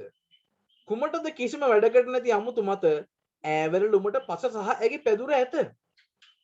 මිනි පෙට්ටියක් නැත සිවුරකුදු නැත කියන මේ වන්නියේ දොස්තර වන්නී කියන ප්‍රදේශයේ මිනි වලන විදිහ මේ කියන්නේ මිනි පෙට්ටියකුත් නැහැ සිවුරක් නැහැ කියලා කියන්නේ පාන්සකොළ දෙන හාමුදුරු කෙනෙක්වත් එන්නේ නැහැ. ඒ කිසි දෙයක් මේ පෙදෙසට පුරුදු නැත. මේ ඒ වගේ දේවල් මේ පැත්තට පුරුදු දේවල් නෙවෙයි. සාමාන්‍යයි. කුමටද කිසිම වැඩ කර නැති අමුතු මත මේ මොකටද කිසිම වැඩක් නැති අමුතු දේවල්. ඈවල ලුමට පස සහ ඇගේ පැදුර ඇත. ඉතින් ඇයව වල්ලන්න මුකුත් නැති වුණාට මේ මහ පොළොව සහ එයාගේ පැදුර තියෙන පැදුර තුළ වලලන්න පුළුවන් නේ. ඉතින් ඔන්න ස්වභාවෝක්තිය ඒ ප්‍රදේශයේ තියෙන தত্ত্বය ඒ විදිහටම කියලා තියෙනවා. පැහැදිලිද? right. ඊළඟට වක්‍රෝක්තිය අවසාන කාව්‍යාලංකාරය පෙරදිග ಭಾರತೀಯ විචාර සම්ප්‍රදායේ පුදු පිළිගැනීම වූයේ කාව්‍ය රචනය වක්‍රෝක්තියෙන්ම සිදුවිය යුත්තක් බවය. ඔව් සාහිත්‍ය කියලා කියන්නේ කෙලින් කියන එක නෙවෙයි. වටෙන් කියන එක තමයි සාහිත්‍ය කියලා කියන්නේ. රජු භාෂණයෙන් තොරවීම වක්‍රෝක්තිය බව පිළිගැනීම නිර්වද්ද වේ. කෙලින්ම කියනතු වටෙන් කියන නම් අපි ඒකට කියනවා වක්‍රෝක්තිය කියලා. උදාහරණයක් කියන අපි කියනකොටත් කියනවා ඔය කතා කරනකොට කරෝල අපි හිතමු දැන් ඔන්න කරෝල බැදුමක් එක්ක අපි බත් කනවා. මේ අපිට අහන්න දකින්න හම්බ වෙන සිද්ධියක්. අපි හිතමු අපි ඉස්සරහ ඉන්න කෙනා ඒ කරෝල බැදුම රස කර කර කාලේ එයාගේ බත්තේ කරෝල බැදුම ඉවරයි. දැන් යාට ආයි එක ඉල්ලන්න බැරි නිසා යා වටෙන් කියනවා කරෝල බැදුම හරි රහයි කියනකොට අපේ ඇහැනවා යාගේ බත් එක්ක ගන්න. කරෝල බැදුන්නේ නැහැ. ඉන්න මම තව ටිකක් දෙන්නම් කියලා අපි බෙදනවා. අන්න වක්‍රෝක්තිය වටෙන් කියනවා. පැහැදිලිද? ඒකට තමයි වක්‍රෝක්තිය කියලා කියන්නේ. විශේෂයෙන් කිසියම් කාව්‍යෝක්තියක් භාවිත කිරීමේදී යමක් වක්‍ර ලෙස ඉදිරිපත් කිරීම කවිහි ආත්මය ලෙසද ඇතම් විද්වතුන් විසින් සැලකිනි. ඔව් කවියක් ලියනකොට ඒක වක්‍රාකාරව ලියනකොට ඒ කියන්නේ කවියක් ලියනකොට ඒක වක්‍රාකාරයෙන් ලිවීමලු කවියේ ආත්මය වෙන්නේ. ඒ කියන්නේ වටෙන් කිව්වොත් එහෙම කෙලින් කිව්වොත් එහෙම වක්‍රෝක්තිය කියන්නේ කවියේ ආත්මය වගේ එකක්ලු. නොවැළපෙමි ඔබ යන්න වැළප ඇති ඵල කිමද ජීවිතේ වැරදුනේ මෙතන විතරක් නොවේ. සූරලා ගෙන යන්න මාහදේ පිපුණු මල් මල් නගන වසන්තය ඔබට ගෙන යා හැකිද කියනවා මේ දැන් මේකේ වක්‍රෝක්තිය තියෙන්නේ මෙන්න මෙතන හොඳේ මෙන්න මේ පද දෙකේ සූරලා ගෙන යන මාහදේ පිපුණු මල් මල් නගන වසන්තය ඔබට ගෙන යා හැකිද කියන එකේ තමයි ඕක තියෙන්නේ හොඳේ මේ බලන්න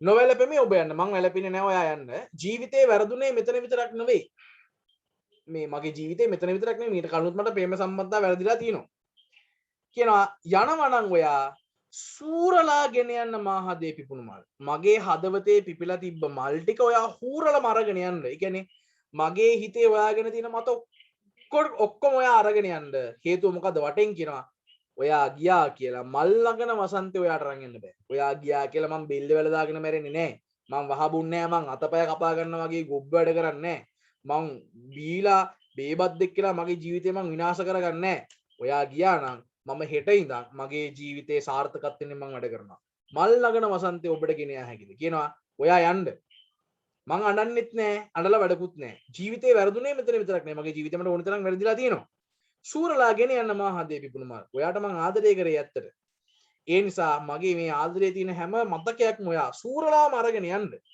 හැබැයි මල් නගන වසන්තේ ඔබට ගෙන යා හැකිද ඔයා ගියා කියලා මම මගේ ජීවිතේ නැති කරගන්නේ නැහැ මම හෙට ඉඳන් අලුත් විදිහට වැඩ කරනවා අලුත් විදිහට මම හිතනවා මල් නගන වසන්තේ ඔයාට ගෙන යන්න බෑ මගේ ජීවිතේ අරමුණු ටික සාර්ථකත්වයට මම වැඩ කරන දේවල් ඔයාට අරගෙන යන්න බෑ ඉතින් ඕක තමයි වක්‍රෝක්තිය කියන්නේ පැහැදිලිද right මට කියන්න කවුරුත් යන්න එපා විශේෂ පණිඩයක් හිමක් තියනවා කියන්න මට කියන්න කට්ටියටම කාව්‍ය අලංකාර තේරුණාද කියලා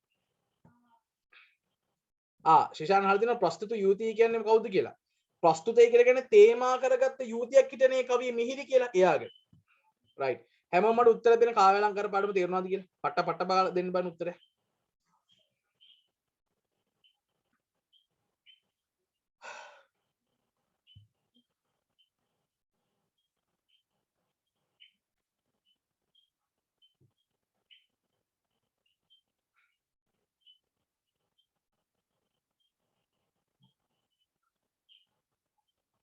අනිවාර්යෙන්ම සර් තේරුණා නියමෙට ඔව් සර් හොඳට තේරුණා නියමයි හොඳට තේරුණා ඔව් සර් නියමයි තේරුණා පට්ටට තේරුණා වෙන මොන ක්ලාස්ද සර් මෙන්න ක්ලාස් thank you සුපිරියට වැඩේ තේරුණා තේරුණා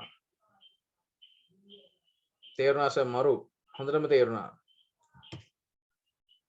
සුපිරි සර් හොඳට තේරුණා thank you හොඳටම තේරුණා පට්ට විස්තරේ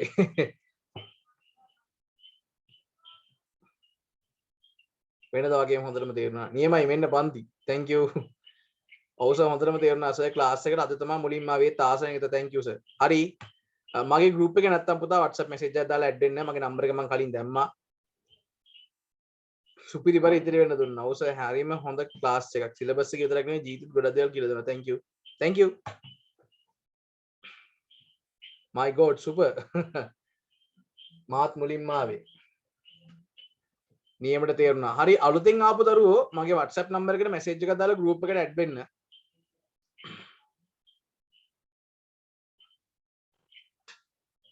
නියමට තිබුණා සර් මේ වගේ ක්ලාස් නෑ තව thank you right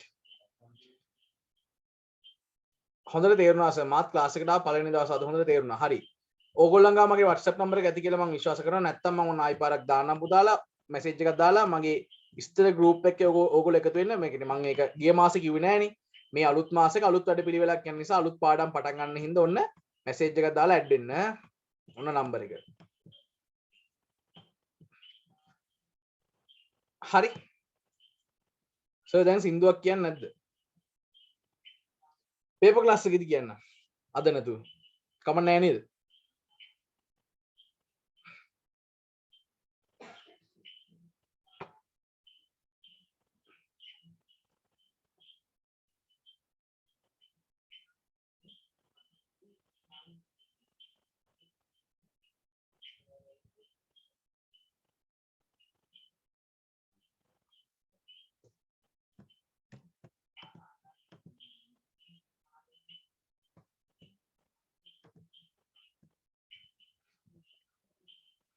අනේ එහෙම බෑ සර් එහෙම බෑ අනේ කමක් අනේ සර් මේ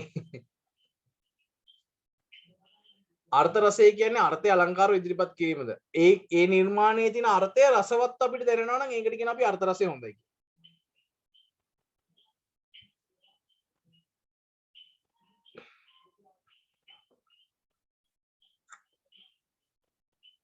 හරි. බෑනේ ගැලවෙන්න බැරි තත්ත්වයක් තියෙනවා. සර් බ්‍රහස්පතින්ද කිව්වද කියනවා කියලා.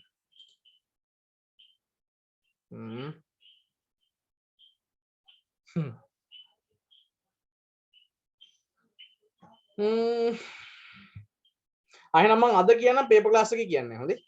හරිනේ හැමදාම කියන්න බෑ. එතකොට අගේකුත් නෑ. ඒ නිසා මේ අද කියන්නම් පේපර් ක්ලාස් එකේදී කියන්නේ. හරිනේ? හරි. විනාඩියක් ඉන්නේ නම්